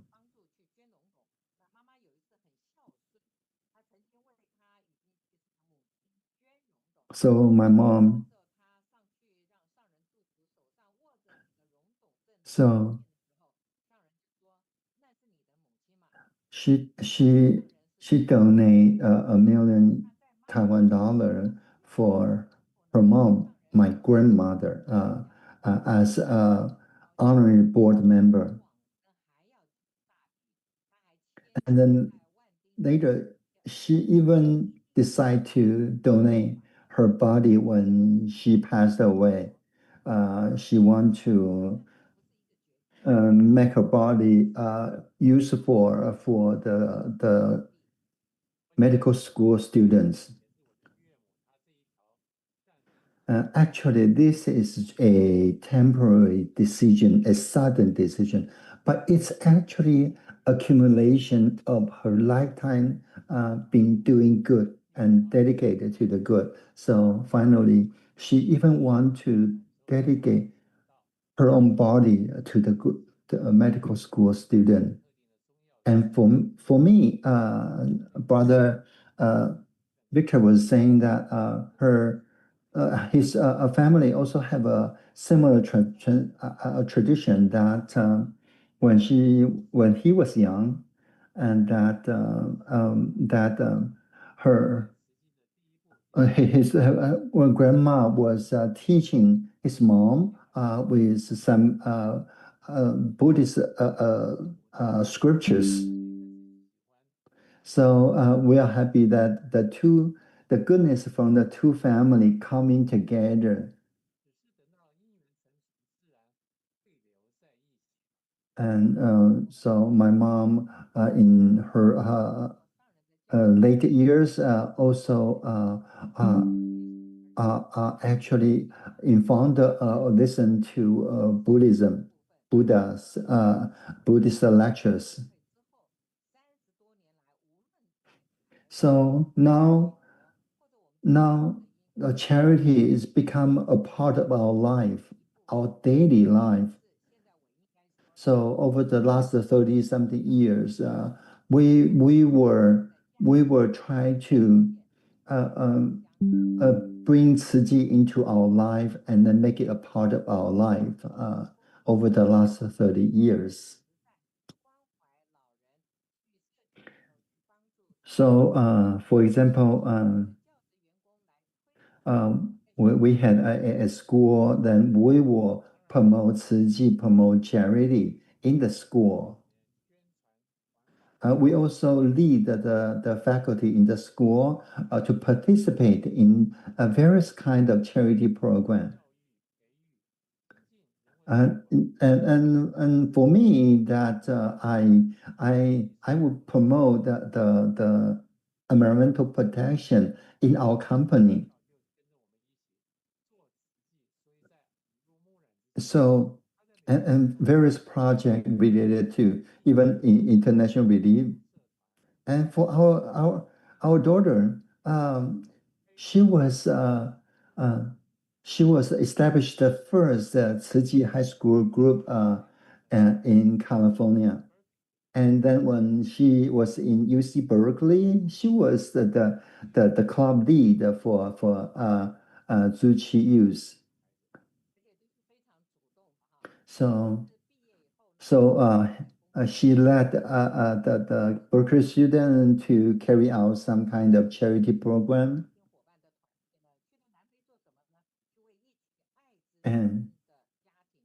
And actually, when she started working, she actually take time out of a busy work schedule and then went to South Africa to help with the family with AIDS, to take care of the sick parents and then their children. So when I see that on TV, some diet program, I was so impressed with her genuine kindness. And then later, when she got married, they moved to Switzerland, and then she was involved in some charity program in Tzu Chi in various countries. And the other thing that I'm impressed was that when she was in the college, and one day it was her birthday, and then we meet to celebrate her birthday, but she was late, and turns out that she was busy in making a few dozens of burgers, veggie burgers for the homeless. Yeah, so the 20 veggie burgers for the homeless. So I feel that being kind is actually a kind of capacity. So when she was little, actually we taught we taught her that to be caring others, learning to bless others. So and this is for my grandchildren. You see that they are so willing to get close to others and then holding their hands. So in any time, so you have that tendency to care and watch out for others. and my granddaughter, actually, when she turned 4, and she has a piggy bank, we call bamboo bank, and then it's on their own. They earn the money, and then and after they accumulated so much money over some time, actually, she decided to use her money to donate the money to homeless people and buying a gift for them. So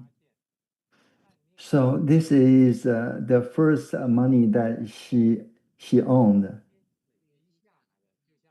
So when we look back, we realize that the best gift to our next generation is that showing them to accumulate the kindness daily. And the best gift for them is not fortune, not a good schoolwork, but also a attitude to care for others. So we believe that to hold a family a good tradition, it's important that we have the charity embedded in every person's mind. So this year we are talking about the bamboo era, right?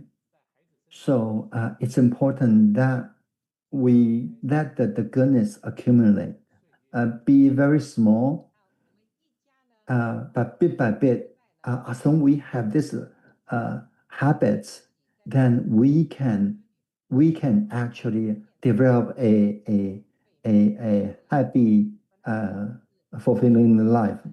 So this is like a family tree that we starting from the roots of our our parents, and to our daughter, and then to our granddaughters.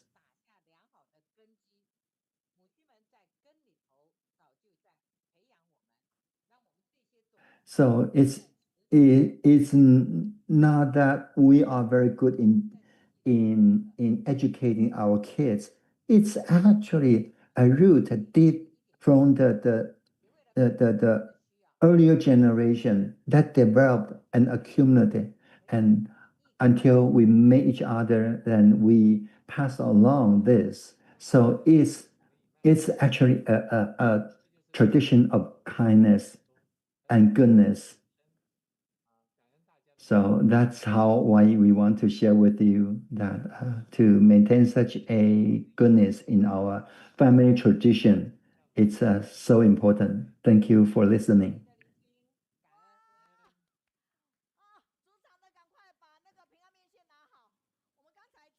So that may the goodness also be present in your family.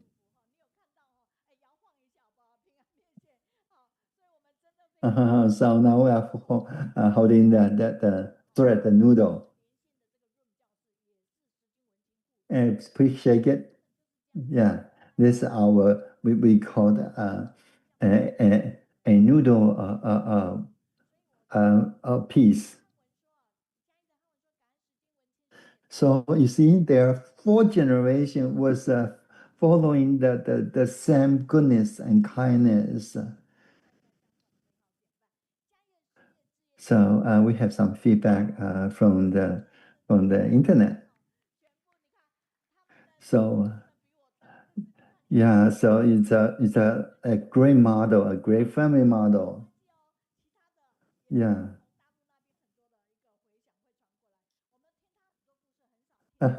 You see that they use AI to generate the very vivid PowerPoint.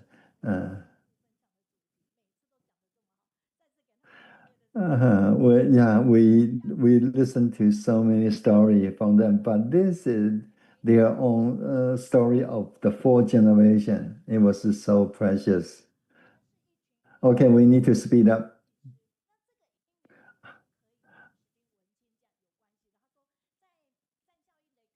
Okay.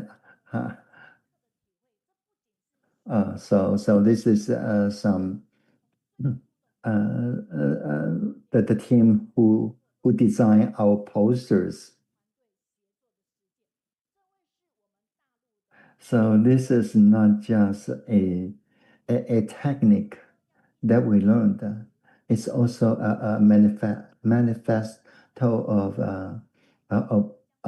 love, of kindness.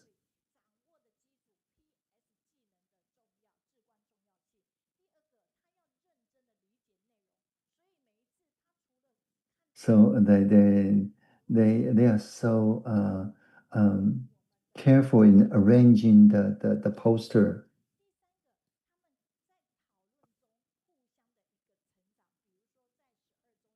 So to be designing a good poster, a feedback poster, they only need to listen to the people's feedback, but also the original talk from the speakers.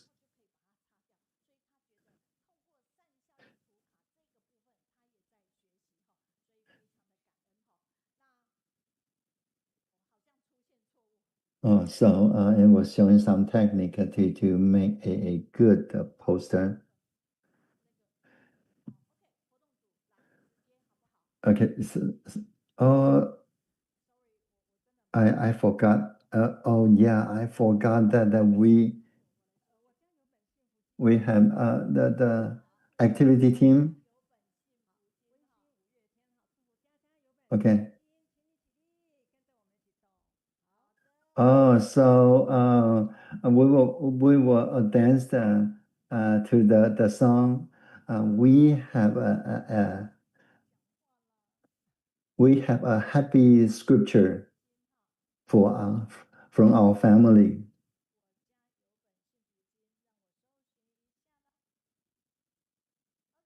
Okay, so our family has a scripture for being happy. Okay, here it comes.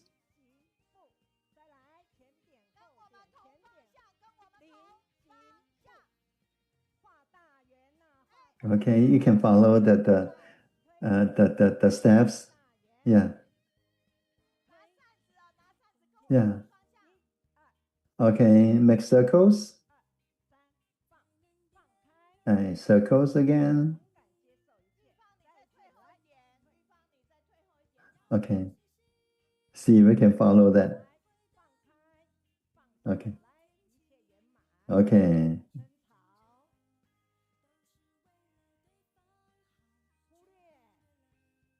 Okay. Yeah, people are following to having some fun.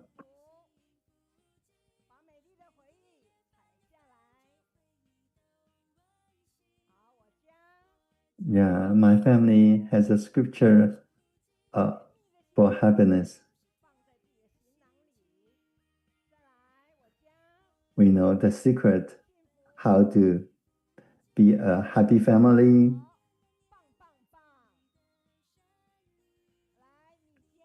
My family has a happy script. And your family also have a happy script.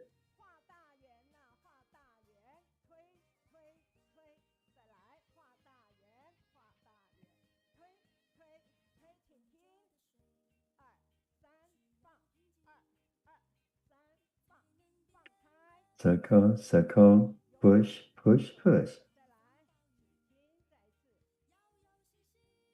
Okay, just follow that.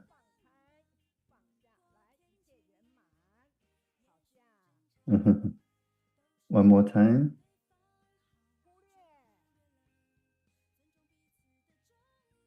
Okay.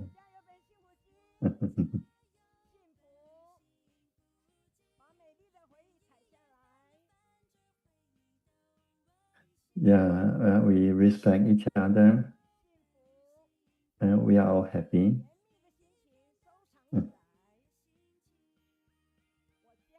my family, happy,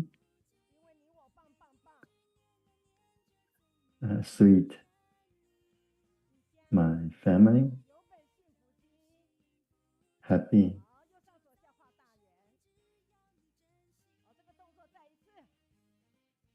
and your family also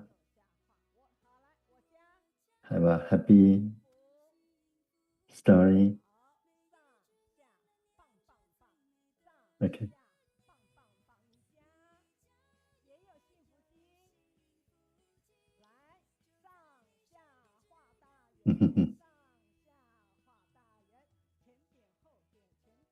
Yeah, we all have a happy secret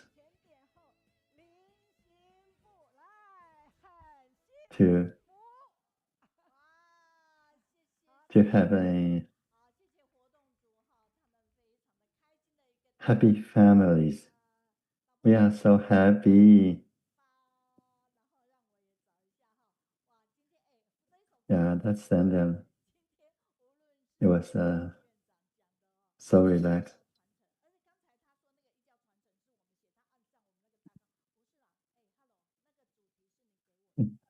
Yeah, this song actually matches with what we presented so far.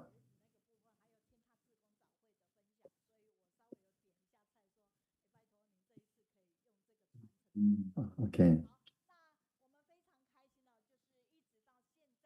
So,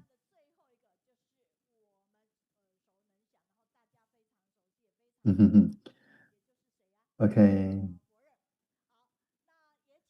So the last program, that something that we already knew who they are.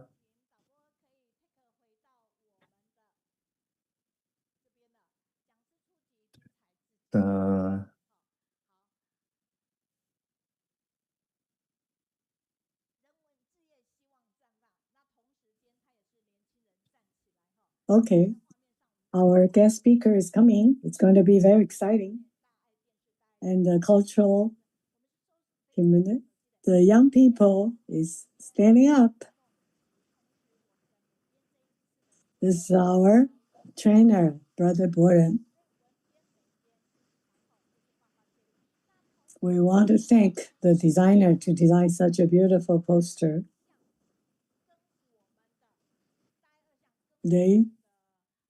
This team created these beautiful posters for us.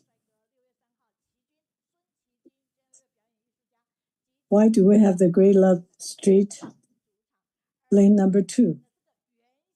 How is it related to Brother Boren?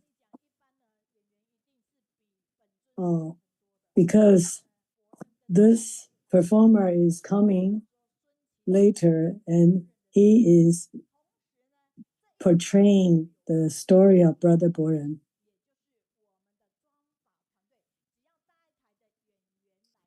So the actor's son is going to perform Brother Boren.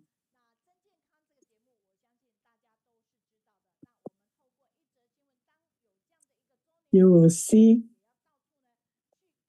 how they present here. Let's look at the news first. This is a Tzu Chi anniversary. They visited the Tzu Chi environmental protection volunteers. These environmental protection volunteers, the more they do, the happier they are. And this is the culture branch of Tzu Chi. They went to give the environmental protection volunteers award and recognition. So they call them the environmental protection Bodhisattvas, because they are able to change the waste into gold, and they never get tired. And look at how hard they work. They change the dirty corners into beautiful place. And Brother Boren was there to show them how to do exercises to bring them health. Okay, now let's come back to here. We love to be with you because you have positive energy.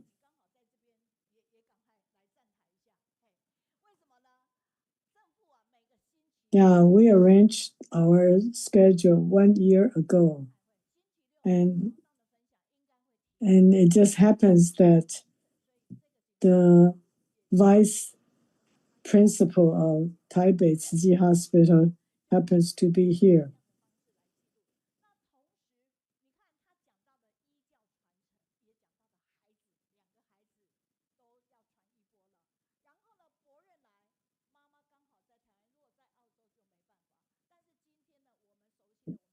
So Dr. Zheng talked about the medicine and the education passing on one generation to another. And Brother Boren's mother happens to be here too.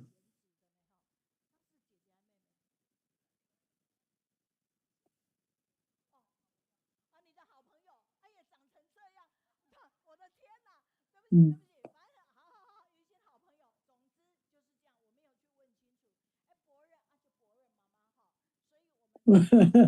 And his mom's good friend happens to be here too. So let's welcome Brother Boren and his mother and her friend.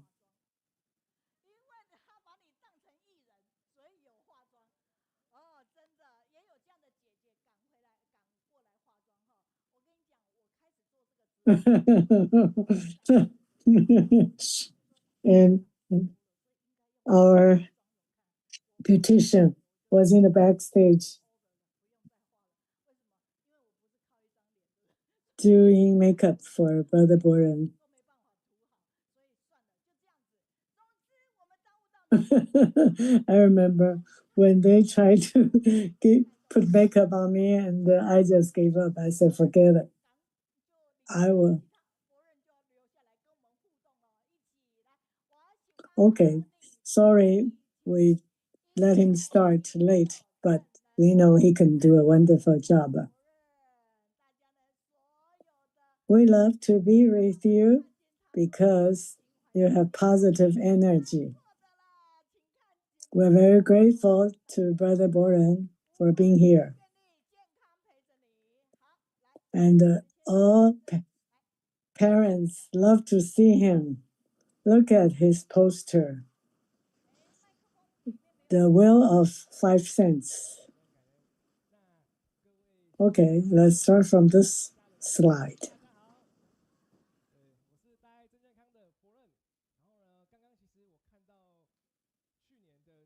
Hello to all Bodhisattvas. I am the host of Dai True Health, Boren.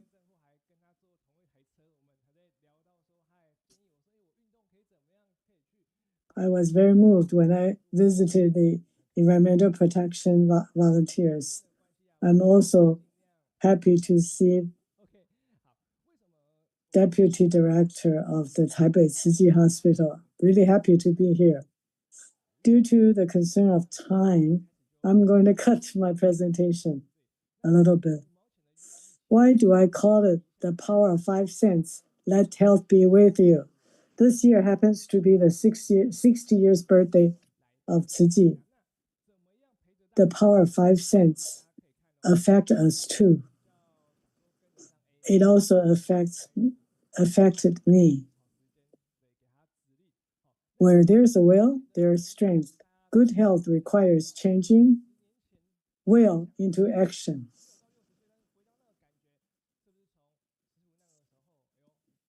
The origin of Tzu started is the power of 5 cents 60 years ago.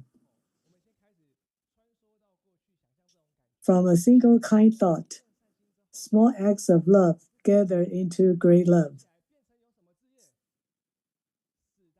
This great love is spread throughout the world to help those who suffer. The receivers are inspired to become helpers, creating a cycle of kindness to spread the love and maintain world peace. And from there, we developed the 4 missions: charity, medicine, culture, and education. The spirit of Tzu Chi also helped me realize the importance of this cycle of kindness in maintaining world peace and balance. Thus, I vowed to use my professional knowledge to help more people achieve health from us and spread out to all people all around us. When we reach out, people who were helped, they become helper of others. So you see followers in different parts of the world. And then it circles back to the origin. So this circle of kindness, let me see the spirit of Tzu Chi. This makes me think about how I can help people. Our founder, Master Zheng Jingfeng, wants us to initiate good thought and good actions. So how can I use my ability to help people?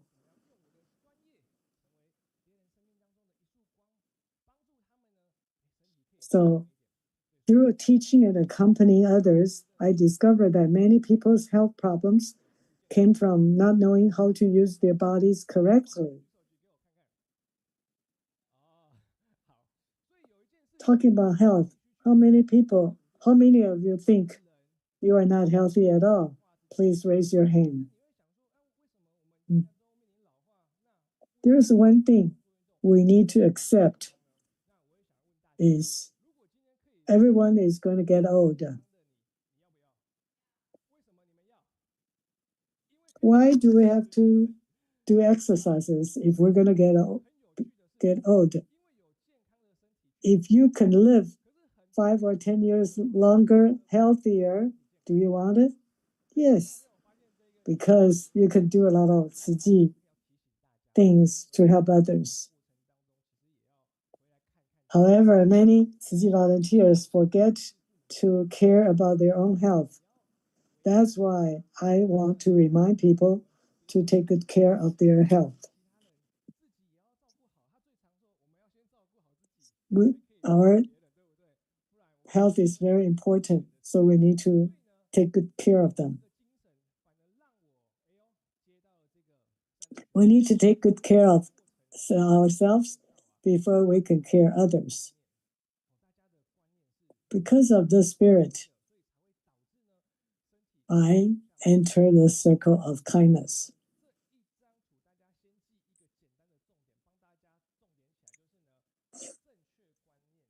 I discovered that many people's health problems came from not knowing how to use their bodies correctly.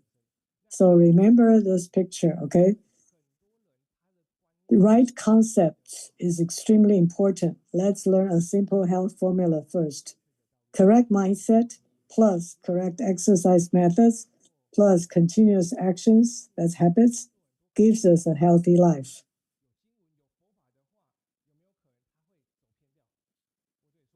To build the right mindset, we must first understand incorrect usage with several common examples.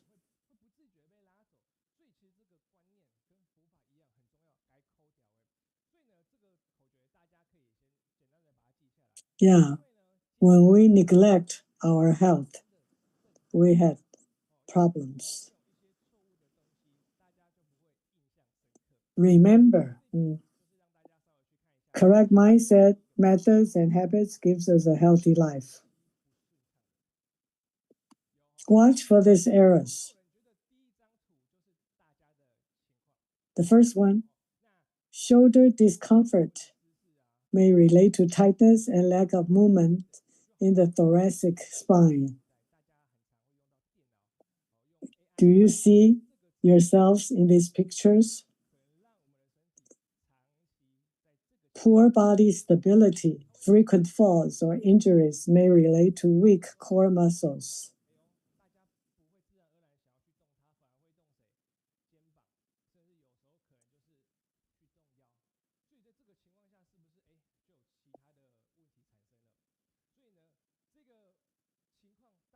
When we don't feel comfortable in our chest, we tend to just move our shoulder, but that's not the right movement. Do you feel these problems? Hard of breathing and shoulders discomfort? So check whether you have these problems.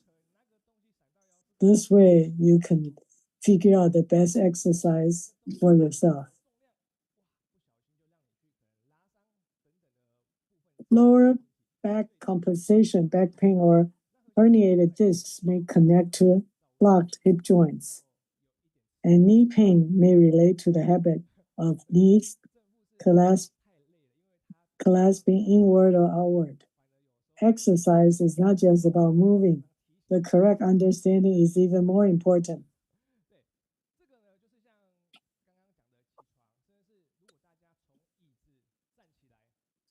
So we need to remind doctors that they need to take good care of themselves. So when you stand up from sitting down, do you need to hold on something?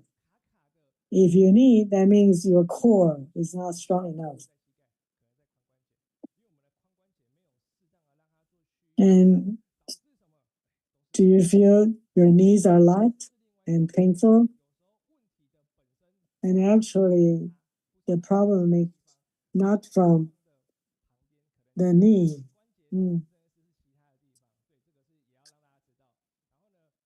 Yeah, we need to find out the root cause of the problems, not where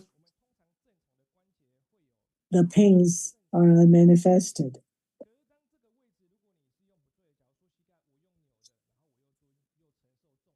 One of the reasons for our knee pain is because our joints are not in the right positions. Like this.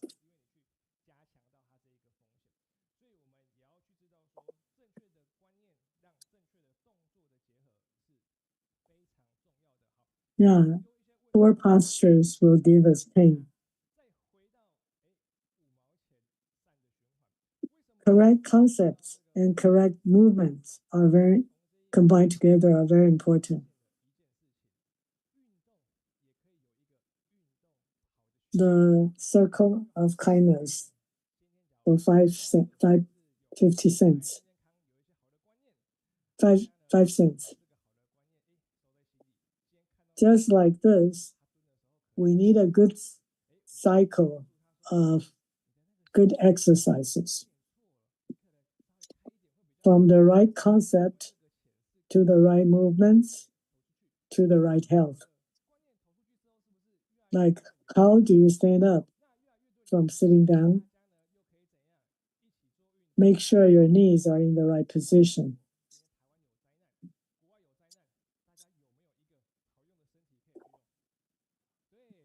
The more people have the right concepts, the more people will learn the good movements. And then the more people will have good health to help people when there are disasters happening in the world. And when we are helping people who are suffering, we can give them tips about how to correct their concepts, their postures, and improve their health. This is a cycle of kindness. In the past 2 and 3 years, people invite me to talk to different people in various places.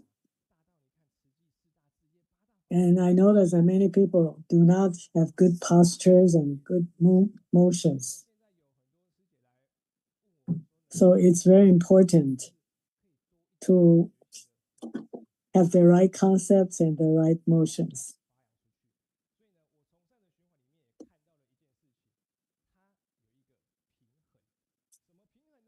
So I like to have more seedlings and spread the good things out. So I want to share the cycle of kindness inspired by 5 cents. If you want health, you must first awaken kind intention and tell yourself, I need health to have a strong body to help others. We also need correct mindset and people committed to health and helping others to make exercise a habit. So we gather compassionate people with the power to act, moved by this strength. The help become helpers with correct mindset. Thus form a loving cycle of healthy exercise. In addition to the kindness cycle, there are also positive and negative cycles of the 5 elements. Which element do you think should be more or less to achieve the best balance? As I mentioned earlier, world peace requires a cycle of kindness. A healthy cycle of the 5 elements requires balance.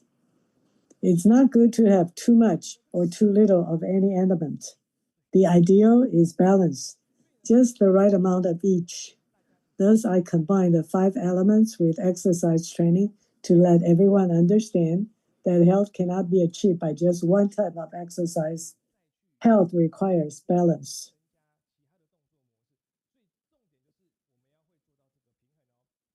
So we start from something that we can accept, and then we increase the magnitude. Balance is the key. First element is metal, representing harness and transformation. In training, metal is like muscular strength. We need to have change. We cannot stay in comfort zones. Staying comfortable for too long can easily lead to muscle loss. We need progress, change, and growth through progressive overload. The focus is combining movement with weight, such as weighted squats, shoulder presses, and walking. Weak core and limited hip mobility can both be improved through this type of training. So these 3 things are good exercises to develop the mental element.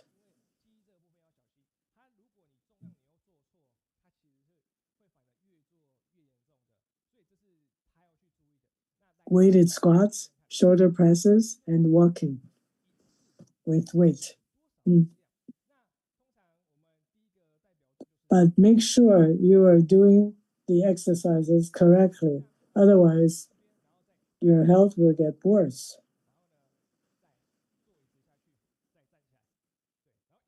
Let's try this movement. So you're sitting down right now, right? Can you stand up? Okay, so stand up and sit down. Do you feel the difficult? Easy? The key point is move your butt first. Imagine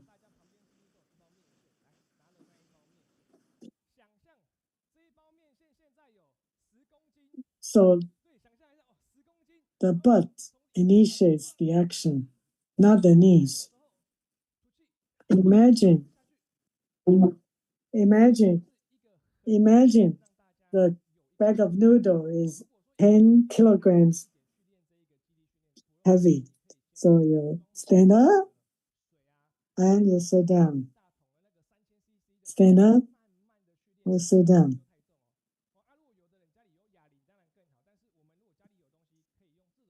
So you could start with a bucket of water and gradually increase the weight. And if you have dumbbells at home, you can also use dumbbells. This builds up our muscle. The next exercise is to upper body. So if your shoulders and arms do not have power, do this exercise. And if you have frozen shoulders, better do this. better do it. Don't force yourself. Start gradually. And to the top, to the side, to build mobility of your arms and shoulders. The last one is to walking with weight. Imagine you're walking with some weight. When you carry your groceries on your hand after shopping, make sure your things are not touching your thigh. This will build your core. Like when you squat and get up, you need the core. So try to practice this weighted walking. This is the element of gold. Next is wood, representing flexibility and growth. In training, wood is like muscular endurance. How many of you feel like you want to build muscles? You can start building the endurance of your muscle. If you want to build muscle and increase muscular endurance, we need to practice correct movements repeatedly. The focus is maintaining elasticity and avoiding excessive tension or swinging motions. Elasticity means staying engaged when force is needed and remaining relaxed when force is not required. This takes repeated practice and is suitable for beginners. So just do this. Straight, go like this. 1, 2, 3. Do 20 times a day. Yeah, this is to build the muscular endurance. See, we're not only doing the muscular endurance, but also spreading out, increase our chest capacity. That's the first exercise. The second one is raise your legs.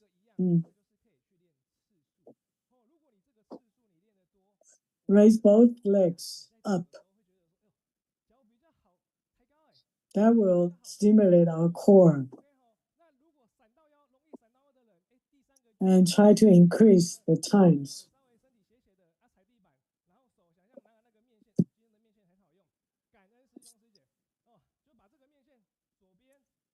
If you tend to hurt your waist, try the third one.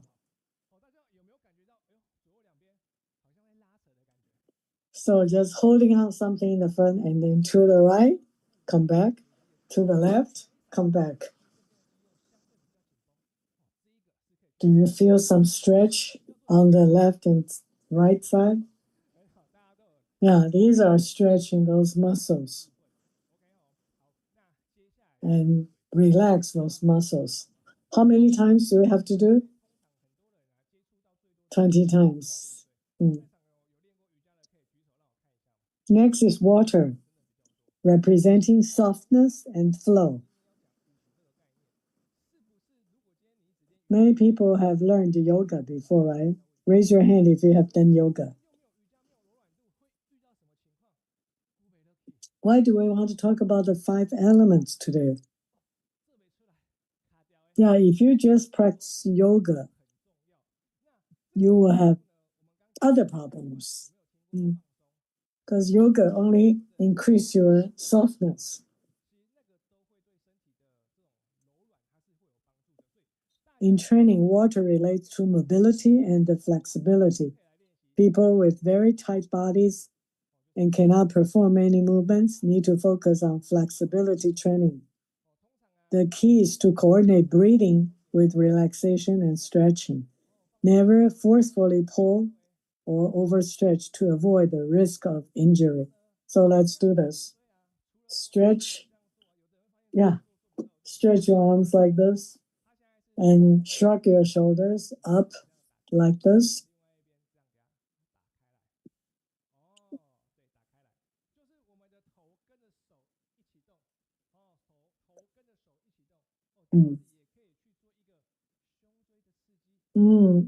You sway your arm and move your head with your arm. This will also stimulate your thoracic muscles.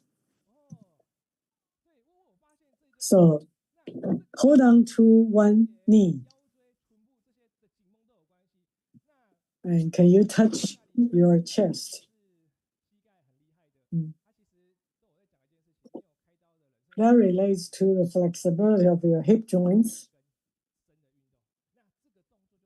One doctor in Dalian has very serious knee problems. Yeah, so he needs to do this every day. So if you curl it in and stretch it out, that will increase the flexibility of your knees. The softness is very important. You know, this year,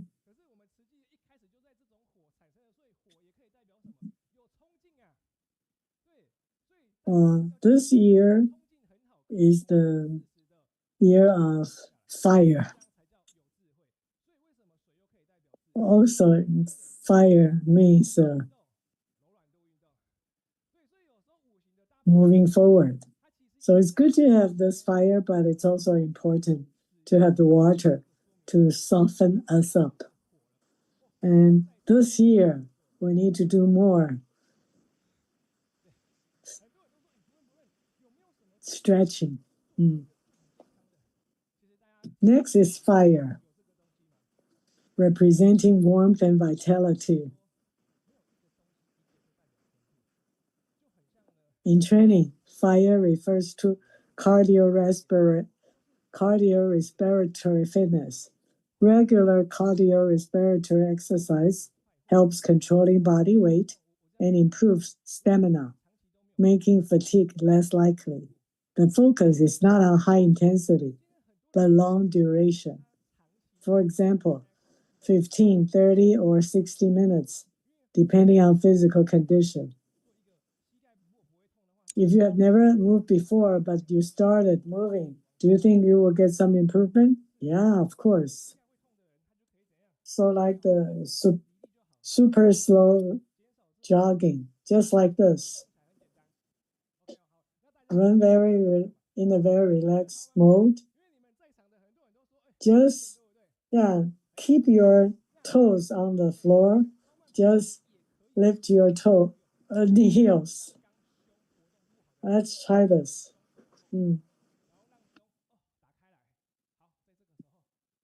The super slow run is actually very good.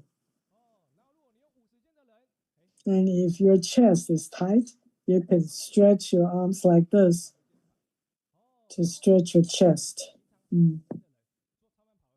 If your shoulder is stiff, as you run, you can raise your arms like this to relax your shoulders. And this is another movement you can do as you run.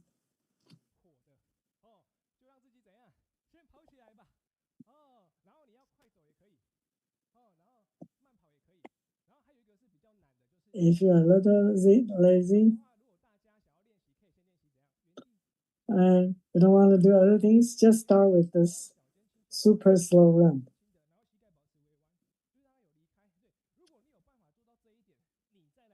And for jumping, you can start with staying in the same place. Just lift your heels a little bit. Yeah.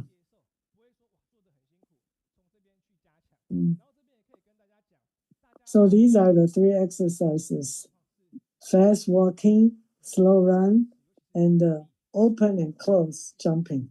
But before that open close jumping, you just jump at the same spot without lifting your toes. Now, if you run often, you should have pretty good endurance.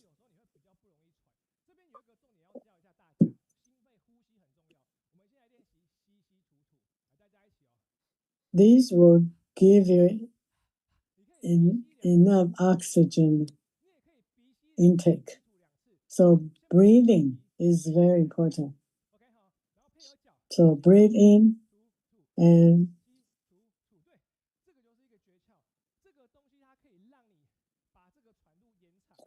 use your nostrils to breathe in 2 times and breathe out 2 times. Don't use your mouth to breathe in because that will dry your mouth. Breathing is very important. If you breathe correctly, you can reach a balance and you can endure a long time. And after exercise, you make sure you slow down, calm down. Don't stop abruptly because abrupt stop is not good for your health. Finally, earth, representing support and stability, is very important. Do you tend to fall down? That's because you don't have enough balance. So try to stand on 1 foot. Can you do this?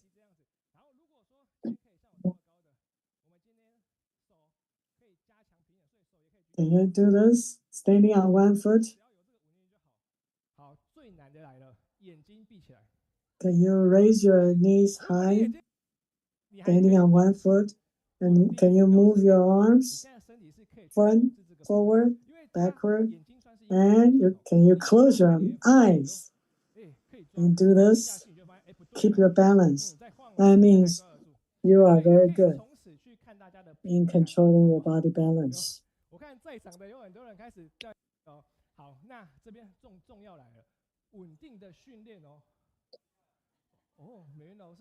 From this you can test your balance. In training, earth refers to balance and stability. This is very helpful for reducing the risk of falling. The key is moving slowly or holding positions longer to increase the duration of stable control. This builds a stronger foundation for all movements. So when we train, try to start with 1, like this deep squat. Start from 10 seconds of deep squat and then increase to 10, 20, 30 seconds, and then move forward to more challenging moves. Gradual improvement is critical.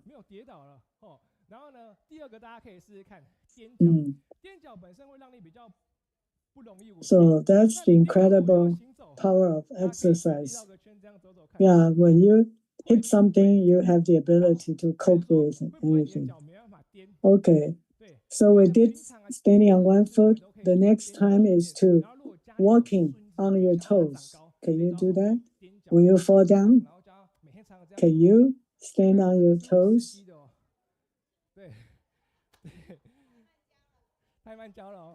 If you want your grandkids to grow taller, ask them to walk on their toes, because that stimulates certain part of their body to grow taller.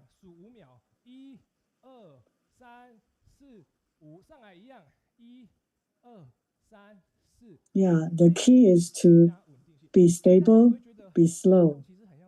We count 10 seconds, 5 seconds down, 5 seconds up. Make sure you increase the stability slowly and slowly. This is like spiritual cultivation. Don't rush.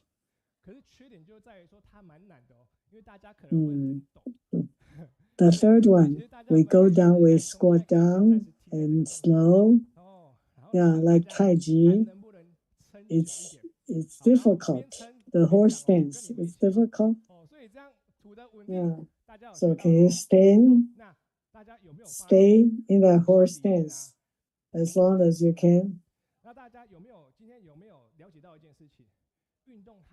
Yeah, so earth is for stability. Out of these 5 elements, stability is the most important one. Yeah, exercise is not just one thing. 这个5型运动呢，好，主要就是让大家呢很清楚知道我们现在运动以外还可以扣到哪几个方向。So if you want challenge, try to follow me. 主要是什么？筋的肌力。So these 5 elements 水的柔软度 tell us the main directions of exercise. 可以让大家更清楚知道运动可以怎么做，可以怎么样审视我们自己。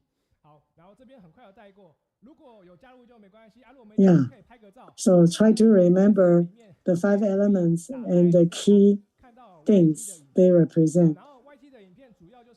So I welcome everyone to join the Da'ai community and make good use of the beneficial resources there. You can also enter Da'ai True Health to exercise together. When you subscribe to Da'ai True Health YouTube channel, you can exercise anytime and anywhere to improve your health. If you have any questions, just send me a message on Facebook. Thank you very much for your listening. Let's wish for healthier bodies and greater strength to help others together. Thank you and blessings to all. Now, we're loving so much.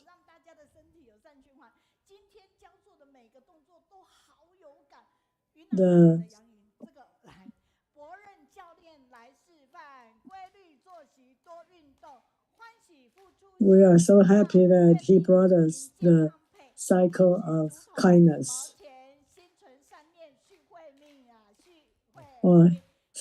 Another audience even wrote a poem to praise what Brother Boren taught us to help us with the cycle of kindness and the good exercises. Wow, it's amazing that he can combine the 5 senses with the exercise. So,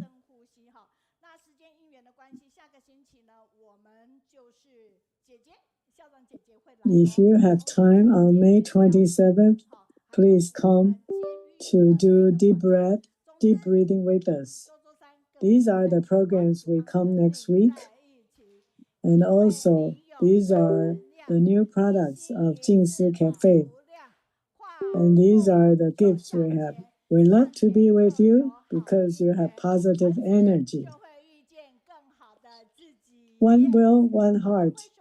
We have infinite Dharma. Move forward. Step up, we can move forward. Persist, we will meet the better self. Let's wave goodbye to our founder master.